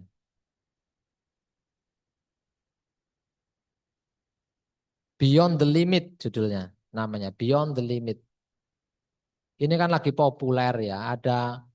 Katanya ada seorang perempuan yang dulu itu ya sekarang hijrah lah pokoknya dia itu hijrah. Dan dikomodifikasi tangisan-tangisan nih Ustadz ini. Nah itu Beyond the Limit itu. Ustadz-ustadz itu nangis-nangisan. Umat nangis beneran itu. Masya Allah ya Allah ya Allah ya Allah itu ala drama itu. Nangis beneran nggak begitu. Kalau Anda dengan orang papa buat sekolah-sekolah ngajar anak yang nggak bisa ngaji terus doain ditungguin sampai dia bisa ngaji, Anda sedih nangis karena cinta kasih Anda ya itu beneran aku tulus itu. Kalau begini aku ragu itu apalagi suruh bayar mas. Amazing Muharram, Masya Allah. Amazing Muharram sekarang disentul bayar. Oke lah itulah kira-kira ya terlalu banyak nanti. Oke makasih silakan yang lain. Nggak harus bertanya Mbak. Saya juga nggak mesti bisa menjawab ya. Anda juga bisa ngasih perspektif atau menggugat saya. Makasih. Oh iya itu, saya lupa tadi nggak mesti tanya ya. Boleh komentar, boleh ngeritik gitu. Silakan kalau ada yang luring, saya dahulukan yang luring. Iya Mas Edi silakan. Assalamualaikum warahmatullahi wabarakatuh. Waalaikumsalam. Nama saya Edi, dari santri pembina lah. Gitu. Mungkin ingin konfirmasi atau bertanya lebih lanjut terkait tadi disinggung communication of everything. Nah, itu sampai mana batas ya kemudian jadi masalah. Kalau tadi kan seperti air tadi kan karena dia harusnya menjadi hak milik komunal, kemudian jadi hak milik pribadi. Ya, itu jelas bermasalah. Tapi bagaimana dengan yang lain? Misalkan kayak tadi terkait popok, tadi juga sempat disinggung itu merusak bumi sampai 400 tahun. Gitu. Kemudian bagaimana jika penyelesaian lingkungan terkait sampah popok itu menjadi komoditas? Saya juga pernah dengar dari Mas Alam itu, kalau kapitalisme itu adalah pengejaran terhadap kemajuan yang terus-menerus, yang kemudian masalah-masalah yang timbul adalah efek samping yang perlu kita cari solusinya bareng-bareng gitu. Kayak tadi sampah, saya juga ini baru pindahan kontrakan ke Sewon, itu punya masalah sampah. Jogja kan masalah sampah dari dulu ya. Jadi kita berlangganan sampah itu bulanan 40.000. Nah itu saya tanya-tanya tetangga itu yang ngurusin sampah itu dulu dari dia punya Tosa gitu, sampai sekarang punya truk gitu. Oh sekarang bagus mas itu, dia lebih mulia gitu lah. Artinya itu kan komoditas terhadap eh, penguraian masalah sampah. Nah, bagaimana jika masalah sampah tadi popok ada penyelesaian masalah oleh seseorang atau ya PT tertentu bisa menyelesaikan masalah popok tersebut kemudian menjadi komoditas gitu. Di mana masalahnya? Eh, ya mungkin itu.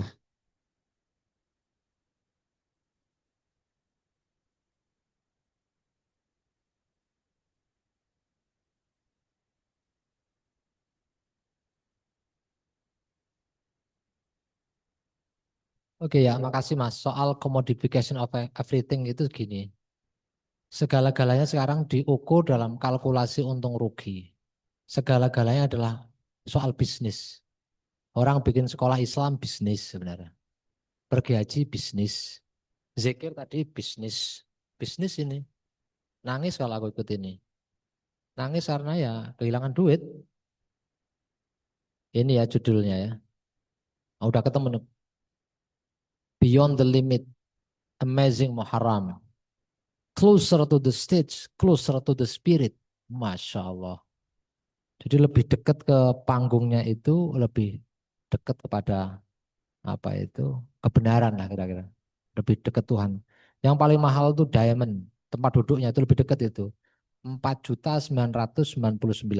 Platinum 999. Gold 449. Green 249. Aneh aja ini. Nah ini commodification of everything. Semua entertain untuk meraup keuntungan. Bahkan dakwah-dakwah Islam itu menjauhkan kita dari realitas sesungguhnya. Nabi Muhammad itu enggak begitu. Emang Nabi Muhammad terus bikin panggung begitu. Nabi Muhammad itu gerakan. Mengorganisir jalan kaki, ngajak orang. Sekarang itu gerakan. Bahkan jadi bisnis sekarang ya. Bisnis itu hidupnya dari situ. Ini menurut saya berbahaya buat agenda-agenda menegakkan Islam itu sendiri ya. Nah itu yang saya sebut sebenarnya Anda bahkan ketika ngomong agama Anda itu nafas Anda, tarikan nafas Anda itu adalah kapitalisme. Ini soal untung rugi aja sebenarnya. Dan Anda melakukan persaingan di antara kapitalis ini. Satu pakai jubah agama, satu nggak pakai jubah agama. Satu yang maunya liberal, satunya bisa nggak sih kapitalisme tapi syar'i. Udah gitu aja sebenarnya. Nah kita mesti melampaui itu dengan mengkritik bahwa yang semacam itu bermasalah. Karena apa? Konsekuensinya kita itu memuja benda-benda yang kita ciptakan di dalam sistem kapitalisme. Itu berhala-berhala baru itu. Sekarang ukuran keluarga sakinah mawaddah warahmah. Paling enggak dia harus punya mobil ini. Ya kan? Rumahnya begini. Terus setiap minggu ikut majelis zikir, ikut kajian. Terus ikut-ikut bersedekah. Pamer sedekahnya. Dia enggak mengubah secara struktural situasi yang sedang berlangsung. Kalau tugas jangka menengah dan jangka panjang Islam, sistem yang baik itu adalah sedikit orang kaya, sedikit orang miskin, rata semuanya. Kita nggak usah beli air, buka keran langsung, bisa diminum, bisa buat wudhu. Ini problem mendasar. Ini soal air aja mas ya. Commodification of everything itu kita dikuasai oleh Danon, sumber-sumber kita itu. Terus kita berjamaah ngerusak air. Padahal kalau ngaji fikih pertama itu kalau belajar apa itu muthaharah ya, itu pasti diajari jenis-jenis air. Ada namanya air mutlak ya Mas ya? Bener ya? Halo, yang ngaji pakai ini. Air mutlak itu. Termasuk yang air mutlak apa Mbak? Air sungai ya? Ya Mas ya? Suci mensucikan. Golek ono, sama Anda cari itu. Air sungai kita yang suci mensucikan. Sudah berubah bau, warna, dan rasanya. Nggak percaya, cobaan dilaten dewe. Tanggung sendiri. Coba Anda datang ke Ciliwung sana. Kok nggak percaya berubah bau dan rasanya? Jilat Mas. Oh berubah. Baunya sedep-sedep sedikit itu kan. Itu yang buang kita-kita ini gitu loh. Kesadaran kita ini karena nggak merasa miliki gitu. Ini milik kolektif, milik bersama, ruang hidup tadi itu loh Mas. Jadi ini itu commodification of everything itu karena semuanya nanti satu kalkulasi untung rugi, kita bersaing, rebutan pamer, berhasil apa nggak berhasil itu seberapa banyak Anda mengkonsumsi. Saya tuh pernah ketemu ibu-ibu ini nggak ngecap, saya ketemu ibu-ibu yang punya kelompok itu sampul Quran yang bagus-bagus itu dipamerin ini. Karena ada ibu-ibu muslimah yang sosialita kan gitu kan ya. Ada kan ya yang sosialita itu. Dia merasa nyaman aja, udah zikir, udah tenang, udah selamat hidupnya gitu. Dunia ini berantakan, termasuk dengan cara Anda yang begitu gitu. Itu satu Mas ya. Yang kedua, batasan tadi itu. Buat saya sederhana ya. Terutama yang kita perjuangkan, yang saya perjuangkan hari ini itu, kalau nggak bisa dikomunalisasi semuanya, harus ada tata kelola yang lebih demokratis. Dengan cara apa? Bikin moratorium dulu. Ini kawasan apa sih? Ini kawasan sumber mata air, ini kawasan pangan. Jangan terus kemudian diobral untuk agenda-agenda yang lain.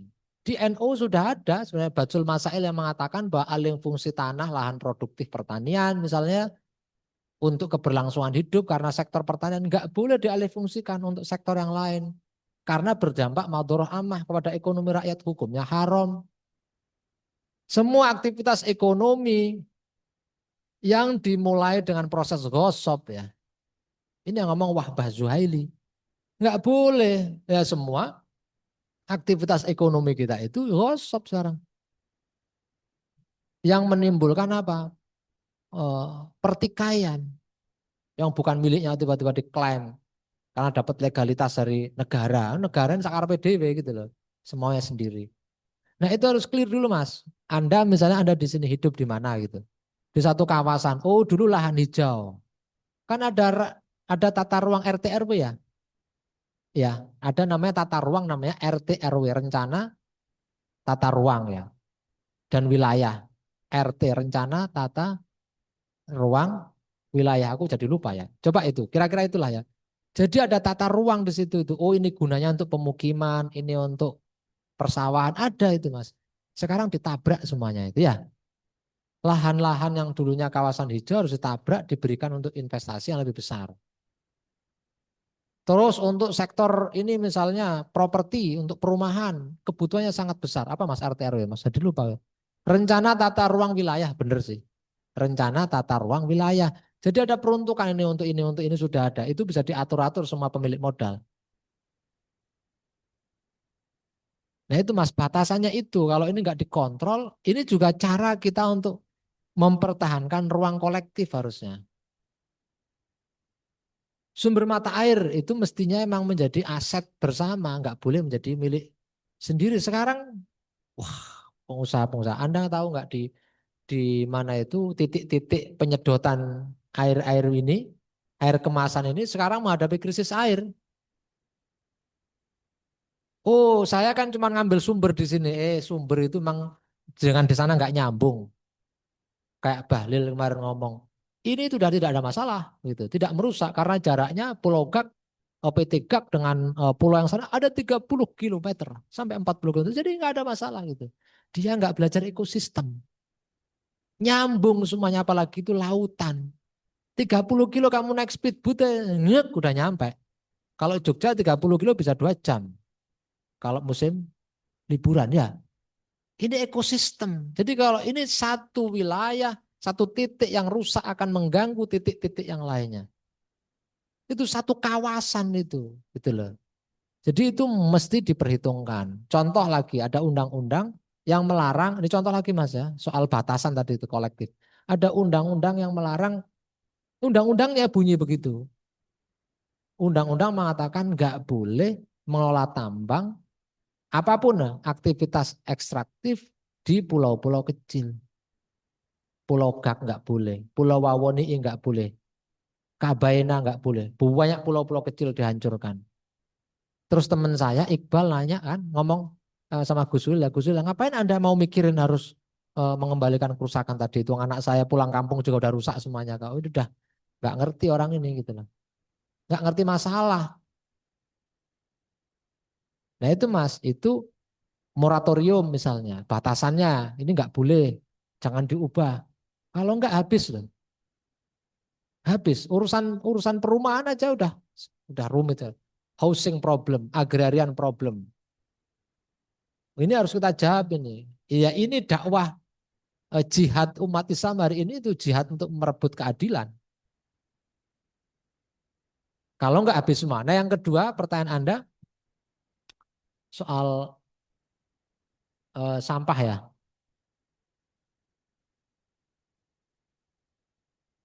Iya. Termasuk sampah tadi Mas ya. Iya contohnya sampah. Ini juga blunder sebenarnya itu. Tapi ya oke lah itu satu tahap ketimbang nggak ngapa-ngapain. Kalau saya step-stepnya begini, jangan melihat bahwa ini itu terus jadi bisnis. Ada orang ngomong kumpulin aja itu jadi bisnis itu. Semakin banyak Anda, yang penting dipilah Mas ya gitu-gitu. Itu bijaksana sih itu, udah oke lah. Dipilah nanti dikumpulin nanti juga akan jadi uang. Mana yang bisa dipakai kembali dan mana yang nggak bisa kan gitu. Saya sudah melihat Mas di Piungan sana beberapa bulan yang lalu. Saya udah lihat miliknya Muhammadiyah juga saya lihat. Udah saya lihat itu milik Muhammadiyah, milik Gus Durian Peduli. Piungan dari tutup orang bakar sembarangan itu. Jadi yang harus dikontrol contoh begini. Produksi plastik harus dikontrol. Ini ngerusak sumber mata airnya rusak, plastiknya juga merusak. Plastik itu kalaupun mau bisa diolah kembali, dia kualitasnya menurun juga. Dicampur jadiin paving, jadiin apa aja udah. Ada yang bikin ecobricks ya, jadiin kursi, lama-lama bikin musola dari plastik. Rusak nggak bisa. Ya, data Greenpeace mengatakan 2050 nanti seluruh biota laut di laut seluruh muka bumi ini sudah mengandung mikroplastik. Dan pada tahap itu mikroplastik sudah masuk dalam rantai pangan tertinggi. Kita. Udah masuk. Kita kan yang buang sembarangan kan. Colokan sedot kamu cek nggak Mbak kemarin? Jangan-jangan udah nyodok hidungnya ikan di sana kan? Terzolimi oleh Anda ngomong tentang masa depan ya pakai sedotan itu. Nah apa yang kita lakukan? Moratorium. Tuntut nggak produksi ini lagi. Kalau sumber-sumber mata sudah dikuasai oleh rakyat ya contohnya oleh negara, maka nggak ada kita beli, ongkos beli, uang beli ini. Itu mikir pertamanya itu. Kalau sudah begitu seluruh hak atas air terpenuhi. Air bersih untuk semua rakyat Indonesia tanpa terkecuali. Keren kan ya? Itu satu. Kalau begitu sudah nggak terlalu banyak nyampah lah. Kalau tadi itu yang penting kita bisnis, kamu nyampah terus saja nanti aku bisnis dari situ ya. Plastik-plastik itu nggak terkontrol, nggak bisa diapa-apain Mas. Makanya yang dari luar negeri juga kan diimpor ke sini kan ada impor plastik segala kan. Impor sampah dibawa ke sini. Nggak ngatasi mau dibakar. Plastik ini paling rumit. Dibakar salah, masuk dalam tanah salah, dilempar, serba salah pokoknya ini. Oh kita harus pakai dengan bijak gitu ya. Terus dibikin bunga-bunga. Apa indahnya anak saya? Ini kan ngapain ini bohong-bohongan kata anak saya yang kecil tuh. Apa indahnya ini dari apa itu? Masa anak cucu kita mau kita kasih bunga bohong-bohongan? Anakku aja ngerti itu. Ya kan dibikin kan sekarang TK-TK itu, sekolah-sekolah TK itu pakai plastik kan. Malah yang lucu anak SMP. Dia suruh mbak botol, diminum dulu terus besok dipotong-potong gitu. Nah dia beli aja udah masalah ini gitu. Lah itu logika pengolahan sampah kita bermasalah karena begitu. Tuntutan kita sumber mata air kembalikan, dikelola oleh negara, milik umat, milik semuanya. Terus yang kedua, nggak boleh dikuasai begini. Akhirnya nggak ada yang produksi begini. Terus kembali misalnya soal makanan. Tahu ciki-ciki itu kamu kalau punya anak jangan makan ciki ya, cepat mati. Kalau nggak cepat goblok, udah pasti itu. Kalau Anda kepengen melanjutkan generasi Islam yang goblok, ya udah makan ciki. Makan Indomie. Saya Indomie tempat saya itu makruh, nggak haram, dibenci sekali. Benci banget saya itu. Bungkusnya sama isinya sampah. Rakyat makan itu karena itu. Tapi Anda menyalah-nyalakan rakyat yang makan itu. Enggak, rakyat kita ajari kasih makan yang sehat. Negara harus ngasih kita keadilan. Kok orang miskin dibiarin cukup dengan makan Indomie, yang penting rasanya ganti-ganti, pagi soto, nanti malam rasa sate. Bohong semua itu. Itu menunjukkan Anda nggak sejahtera, orang Indonesia coba stunting semua itu.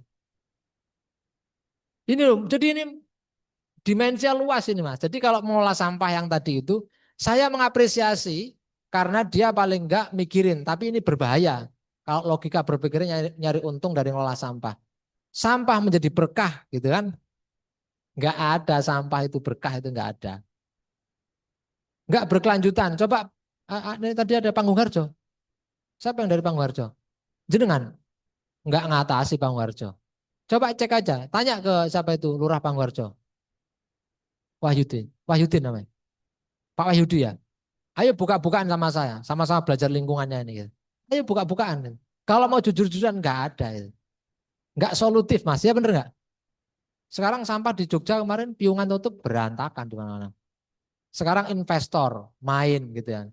Investor ini termasuk energi ya, energi ini dari energi kotor ke energi bersih, ya maling semua yang ngurusin. Saya kasih contoh, Haji I, Haji I ya inisial dari Kalimantan Selatan. Dia kerjaannya bakar batu bara. Energi kotor, dunia menuntut kita. Memang ini kesepakatan global, harus transisi energi. Ini loh Mbak, ini lampu, Anda buat toa, buat sholawatan nari-nari yang gini-gini gitu. Terus yang nggak jelas-jelas itu. Terus masa udah dekat dengan Allah, dapat syafaat Rasulullah itu, gitu-gitu ya. Nutup jalan gitu kan. Senggol bacok, berangkat naik motor, brang gitu kan.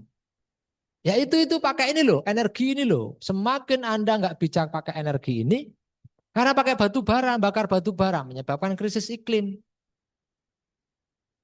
Siar-siarnya Anda harus pertimbangkan lagi itu kalau Anda menganggap itu siar. Terus setelah itu kalau ngomong proyek transisi energi, ini transisi energi ya. Yang ngerjakan siapa? Yang punya kapasitas beralih dari batu bara ke energi bersih. Yang punya modal siapa? Ya Haji I dan teman-temannya. Jadi dia yang ngerusak, dia mau menawarkan solusi, jadi pahlawan. Ini kalau ngomong ekologi aja, ekonomi hari ini ruwet Mas. Ada namanya juga, ini satu contoh. Contoh yang lainnya, biar agak lengkap ya. Contoh yang lainnya, Anda pernah dengar namanya carbon trading. Pengolahan karbon yang diomongin sama Fufu Fafa dulu itu. Yang merasa canggih sekali itu. Bocah pelongo-pelongo nah gitu. Nggak ngerti apa-apa orang itu. Nggak ngerti apa-apa emang orang. Tapi yang menang gitu. Duit ya. Saya punya PowerPoint, ada poinnya, nggak ada powernya. Dia nggak pakai PowerPoint, nggak pakai makalah, powernya besar nggak ada itu. Fufu Fafa ya. Nah si Fufu Fafa ini kan ngomong karbon macam-macam, karbon trading. Ini bodoh-bodohan karbon trading itu. Gini loh ya, logika karbon trading itu. Anda perusahaan X, Anda bakar karbon, produksi, pokoknya emisi besar-besaran ke atmosfer. Enggak apa-apa, tapi Anda harus bayar. Dihitung kamu menghasilkan karbon berapa, terus kamu bayar denda berapa, kira-kira tanggung jawab moralmu. Dengan cara apa? Kamu ngajaklah ini, Mas apa? Samsul Bahri ya. Ngajak Mas Samsul Bahri punya lembaga Islam, mau enggak ngelola ini misalnya gitu. Bisa juga dengan pemerintah. Nanti merawat pohon kecil di situ gitu. Buat paru-paru dunia. Sini bakar, sini paru-paru. Sini bakar paru-paru, jeblok. Jadi bakar terus, tapi kamu kena denda gitu. Maksud kamu tanggung jawab, bakarnya di sini, tanggung jawabnya di sono. Itu udah nggak masuk akal semua ini. Sekarang juga mau difikihkan itu lamalan. Aku nggak belum baca yang transisi energi tadi ya. Fikih transisi energi. Jadi tata kelolanya juga harus diubah menurut saya. Nah ini yang saya tawarkan yang kami sebut sebagai transformasi besar. Jadi perusakannya besar, kita harus melakukan transformasi besar. Makanya aktivisme Islam itu sekarang itu menurut saya loh ya, jangan salah paham loh ya. Jangan terlalu banyak ngajak orang login, logout. Ngapain sih banyak-banyakan umat Islam ini gendo kabeh ngopo ya. Islam tapi bodoh kabeh, gendo kabeh apa sih? Tadi diskusi ma'alimin tapi nggak berkembang. Berkembang ulamanya apa tetap ada loh Mas ya. Anda jangan minder dengan pesantren-pesantren salaf yang banyak itu, enggak itu sama aja lah. Kita nggak banyak-banyakan sekarang. Saya merasa sudah begitu itu. Makanya kami menarikkan dari koeksistensi, koresistensi. Ya kamu gereja-gereja, terserahlah kamu gereja. Yang satu Islam, udah aja lah. Mau ngapain sih mau? Kamu kok senang banget itu loh orang masuk Islam. Wah, teman saya sekarang kamu udah teman saya ya, udah masuk Islam gitu loh. Emang sebelum masuk Islam bukan teman gitu. Ya biarin aja tau gitu. Kok gelisah banget itu loh. Ada orang Islam masuk Kristen ya biarin aja. Kalau menurut kita kan nanti dia dihukum di neraka biar tahu rasanya. Kan gitu aja loh. Enggak ruwet-ruwet kalau saya itu. Jadi tugas kita itu aktivisme Islam itu bekerja sama dengan kelompok agama yang lain untuk melawan sistem hari ini. Itu menurut saya Mas. Terima kasih. Baik, terima kasih Gus Roy. Kita beralih ke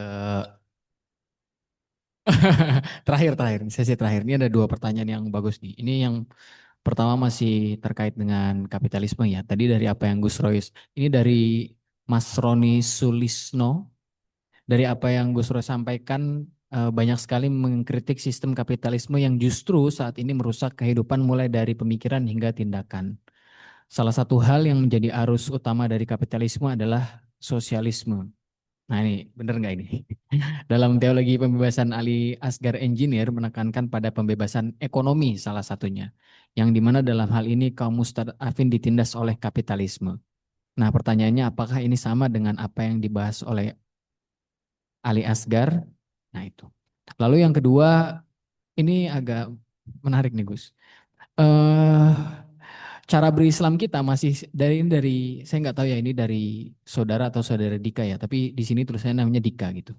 Cara berislam ini pertanyaan yang kedua, cara berislam kita masih sloganistik, kita ingin revolusi tapi tanpa partai bisa atau tidak Gus? Ya kan kata Dika juga bisa nggak kita mengorganisir tapi tanpa partai karena lihat partai-partai sekarang ini kok seperti agak menakutkan begitu ya. Ada partai alternatif yang baru seperti partai buruh, tapi ya kok sama saja logikanya elitnya dekat dengan oligarki, nalarnya bela buruh, tapi program partai tidak kelihatan anti kapitalismenya. Jadi dia trauma dengan parpol. Nah pertanyaannya ini yang menarik nih. Apakah ada jaminan partai hijau logikanya tidak seperti partai buruh? Nah itu. Terima kasih. Yang pertama aku jadi lupa itu. Yang pertama apa tadi intinya? Oke, Ali Asgar. Oke, ya. Iya, iya betul. Oh iya, saya membaca Ali Asgar, Ali Engineer, saya membaca. Oh, ini orang ulama hebat ya. Meskipun dari tradisi Syiah yang seringkali dianggap ya oleh beberapa kalangan sebagai non muslim. Capek gitu. Kita nambah-nambah perkara aja lah ini non muslim ya gitu. Ya Mas ya. Saya nggak membahas Syiah nanti saya dianggap Syiah juga itu. Tapi saya menganggap Syiah ya Islam sama dengan kita gitu. Itu satu. Ali Asghar ya. Ya, saya mengapresiasi dan saya membaca bagus sekali karya-karya beliau Islam dan pembebasan itu.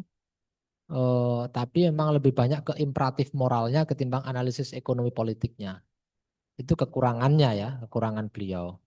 Sama juga dan Ali Syariati, kurang analisis ekonomi politik. Kalau di generasi saya sama teman-teman saya di Indonesia, saya, Gus Fayat, Rizky Afiat, Ukhti Rizky Afiat yang pernah diundang itu sama, kuat di ekonomi politik kami ini. Karena belajar dengan teori-teori sosial kritis yang berkembang hari ini, yang kontemporer ya. Nah itu yang yang saya tangkap ya. Terus yang kedua soal kapitalisme. Kenapa sosialisme? Kalau sosialisme itu lahir dari kapitalisme. Sosialisme itu karena menjawab kapitalisme. Sosialisme yang ilmiah terutama. Tapi apakah sebelum-sebelumnya nggak ada kehidupan yang sosialistik? Sosialistik ya masyarakat adat itu kan sosialistik gitu. Hidup bersama. Orang-orang dulu yang hidup di wadi itu lembah. Ya, lembah itu juga dulu hidupnya kan kolektif.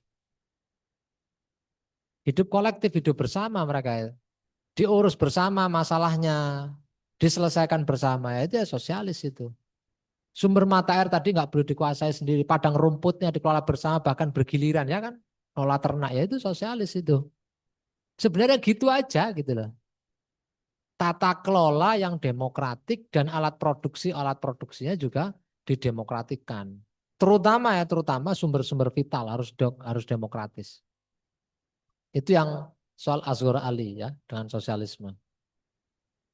Terus apa lagi Mas? Oke, oke. Iya, iya. Apakah bisa revolusi tanpa partai gitu ya? Oh, revolusi nggak perlu partai juga bisa gitu. Tapi kalau nggak terpimpin itu juga nggak punya agenda, nggak punya arah. Gitu. Reformasi dulu kan para mahasiswa bisa menggulingkan Orde Baru, tapi setelah itu nggak punya agenda. Tahun 98 orang mengira bahwa Soeharto tumbang, kejahatan juga berakhir. Otoritarianisme hilang. Ternyata nggak beranak pinak sekarang. Tahu Mbak, beranak pinak. Nggak hanya Golkar dulu perkaranya, sekarang lebih banyak. Partai-partai yang inilah yang nggak usah saya sebut lah, itu juga kan anak kandung dari Orde Baru. Memang Soeharto tumbang, tapi Orde Baru sebagai sistem, sebagai tata kelola, sebagai model penguasaan dia nggak berubah. Bahkan lebih mengerikan sekarang. Kalau dulu itu vulgar ya, Orde Baru sangat vulgar, sekarang tidak terlalu vulgar, justru malah berbahaya, nggak kelihatan. Kita makin bingung sekarang ini evil apa bukan itu. Makanya dulu waktu pemilihan kan ada teori namanya laser evil gitu. Semuanya setan, tapi ambillah setan yang nggak terlalu ganas gitu. Ya semuanya setan, setan adalah setan, ya nggak usah milih setan gitu loh. Kita dorong alternatif gitu. Revolusi, nggak ada tanda-tanda ada revolusi di sini itu. Makanya kalau gede-gedein revolusi-revolusi nggak ada, itu teriak-teriakan di pinggir jalan yang belum ada kondisi material yang memungkinkan ada revolusi. Revolusi itu bisa disiapkan, tapi kalau memang kondisi-kondisi material objektifnya belum mungkin kan juga nggak bisa, sulit. Jadi nggak bisa muncul begitu saja. Kalau ada partai justru agendanya revolusioner ya, mau mengubah secara dramatis, secara besar itu penting. Yang kedua berarti kalau pakai partai, terutama dalam konteks demokrasi, dia pakai mau pendekatan parlementer, masuk parlemen, mengubah. Karena semuanya politik. Anda aktivis Islam itu juga jangan anti dengan politik. Politik agama boleh nggak? Kalau saya boleh. Kenapa nggak boleh? Selama politik untuk keadilan.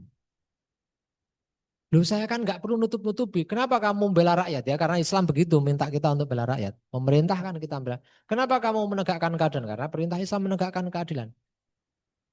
Kenapa kamu berbuat baik? Karena Allah mencintai orang berbuat baik. Innallaha yuhibbul muhsinin. Kenapa kamu nggak ikut nggak berbuat baik itu? Karena Allah nggak suka orang nggak berbuat baik, yang berbuat jelek. Innallaha la yuhibbul mufsidin. Ya udah gampang gitu aja kan, saya terbuka aja. Kenapa aku membela kamu? Berhak untuk beribadah di gereja sana ya, karena Islam ya begitu. Agamamu, agamamu, agamaku, agamaku, sudah. Aku kalau mau ngajak orang, ngajak kebaikan. Kalau dia tertarik dengan Islam ya nggak apa-apa.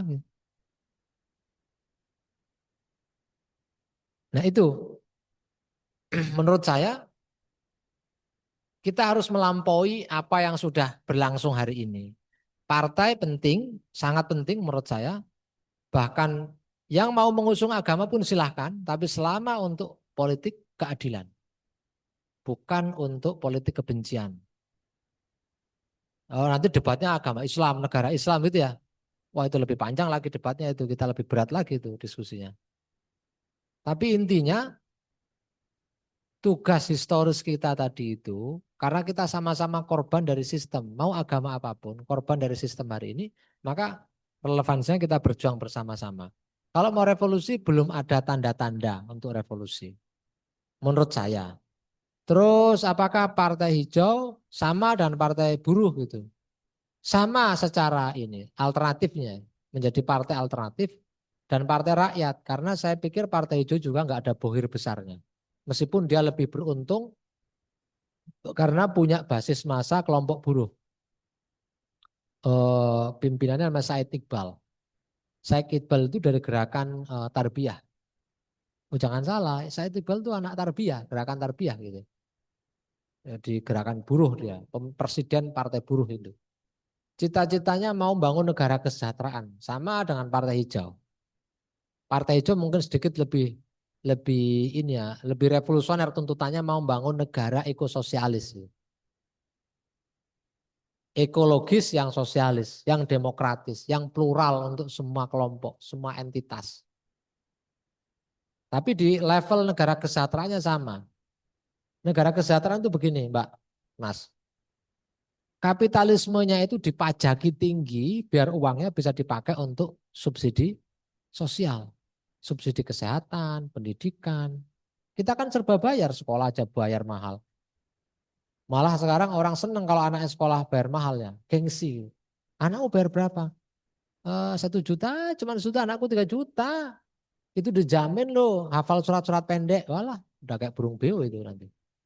Hafal aja bangga banget itu ya. Itu kan bayar ya. Di sana enggak bayar, sekolah gratis gitu loh Mas. Itu negara kesejahteraan. Membangun perimbangan kekuatan politik antara kelas pekerja dengan kelas kapitalis. Anda kan kelas pekerja karena dibayar. Pak Ustadz kan dibayar juga. Ya Pak Ustadz ya. Saya juga dibayar. Kerja dibayar saya itu. Mengajar, menjadi peneliti dibayar saya. Berarti saya bukan pemilik modal. Nah kelas pekerja ini mendorong ada perimbangan kekuatan politik. Bikin tuntutan-tuntutan ke negara agar memfasilitasi kita. Upah yang layak. Itu tugas partai. Siapa yang sudah menikmati THR? Yang udah kerja? Angkat tangan. Udah kerja Mbak? Belum. Kelihatan Anda masih sedih soalnya. Belum kerja. Atau hidup enggak bekerja aja. Yang udah bekerja, Anda Pak Ustadz kerja, dapat THR. Siapa yang memperjuangkan THR Pak Ustadz? Partai. Partai apa namanya Pak Ustadz? Partai Komunis Indonesia. Terus Anda mengatakan Partai Komunis itu anti agama ya? Misalnya itu. Ikut-ikut orang, wah anti agama. Yang Partai Komunis itu bilang, ini jangan Anda terus di framing dipotong, wah Gus Roy komunis, ateis, wah berat nih. Enggak apa sih biar saya suaka aja pindah ke Kanada ya. Enggak boleh tinggal di NKRI, saya pindah ke Kanada lah gitu. Enggak ini bercanda. Tapi ini bener gitu loh. Itu partai, Partai Komunis Indonesia. Rakyat Indonesia, kaum muslim yang merayakan kemenangan tidak boleh merayakan kemenangan semu, harus merayakan kemenangan sungguhnya. Kasih apa itu tunjangan hari raya. Hak cuti. Wah, semua diatur sama mereka. Rokok aja diatur. Jangan ngerokok-ngerokok ganggu organisasi kalian itu. Tapi digambarkan ini saya orang NU ya, orang Islam ya. Nanti jangan di framing enggak loh ya. Aidit enggak merokok, digambarkan merokok dan jahat. Aidit enggak pernah merokok. Diatur itu semua harus demokratisasikan. Dosa mirip-mirip dengan agama Islam itu. Cuman bedanya dia enggak pakai dalil Islam gitu loh Mas ya. Masa mereka yang Anda anggap enggak punya Tuhan aja berani rakyat, kita enggak berani loh yang punya Tuhan ini gitu loh. Jadi syarat partai sangat penting. Bahkan untuk mendorong presiden dalam apa itu politik di Indonesia itu harus lewat partai. Presiden dipilih apa itu diajukan oleh partai atau gabungan partai. Jadi kalau Anda nggak punya partai nggak bisa mendorong. Ya mungkin nanti suatu saat pakai jalur independen. Tapi politik formal kita harus punya partai. Nah, Anda silahkan bikin partai. Ikut partai hijau boleh, nggak ikut juga boleh gitu. Jadi silahkan bikin partai, tapi harus partai alternatif. Alternatif itu menjawab situasi yang berkembang dan menawarkan solusi baru. Itu kira-kira. Terima kasih. Cukup ya. Baik, terima kasih Gus Roy dan juga teman-teman yang tadi sudah bertanya, berdiskusi dan juga berkomentar.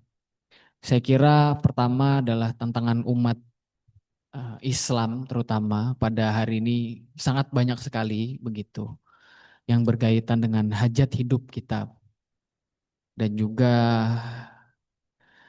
dari sini kita yang lebih beruntung begitu ya yang bisa kuliah, yang bisa datang kajian ini ya dengan segala usaha dan upayanya ikut pertama misalnya peduli atau mengusahakan perbaikan-perbaikan baik dari skala individu, organisasi maupun skala-skala yang lebih besar begitu ya. Nah tentu juga dengan masalah-masalah keumatan atau masalah-masalah sosial ini memungkinkan kita untuk bekerja sama dengan siapapun kan gitu kan. Kan kalau misalnya di konsep, maksudnya di dalam Islam kan selama dia tidak mengganggu akidah begitu dan dalam pada batasan tertentu itu masih ada batas kegunaan dan batas kebenarannya kita bisa eh, bersekutu lah dalam artian kita bisa saling bantu dan bahu membahu untuk menyelesaikan masalah-masalah yang ada. Saya kira begitu. Terima kasih yang telah datang secara luring maupun daring. Sampai ketemu lagi di majelis tengah tahun selanjutnya di tahun 2026. Mari kita tutup dengan bacaan hamdalah, alhamdulillahirabbil alamin dan dengan doa kafaratul majlis. Subhanakallahumma bihamdika asyhadu an la ilaha illa anta astaghfiruka wa atubu ilaik. Terima kasih. Wassalamualaikum warahmatullahi wabarakatuh.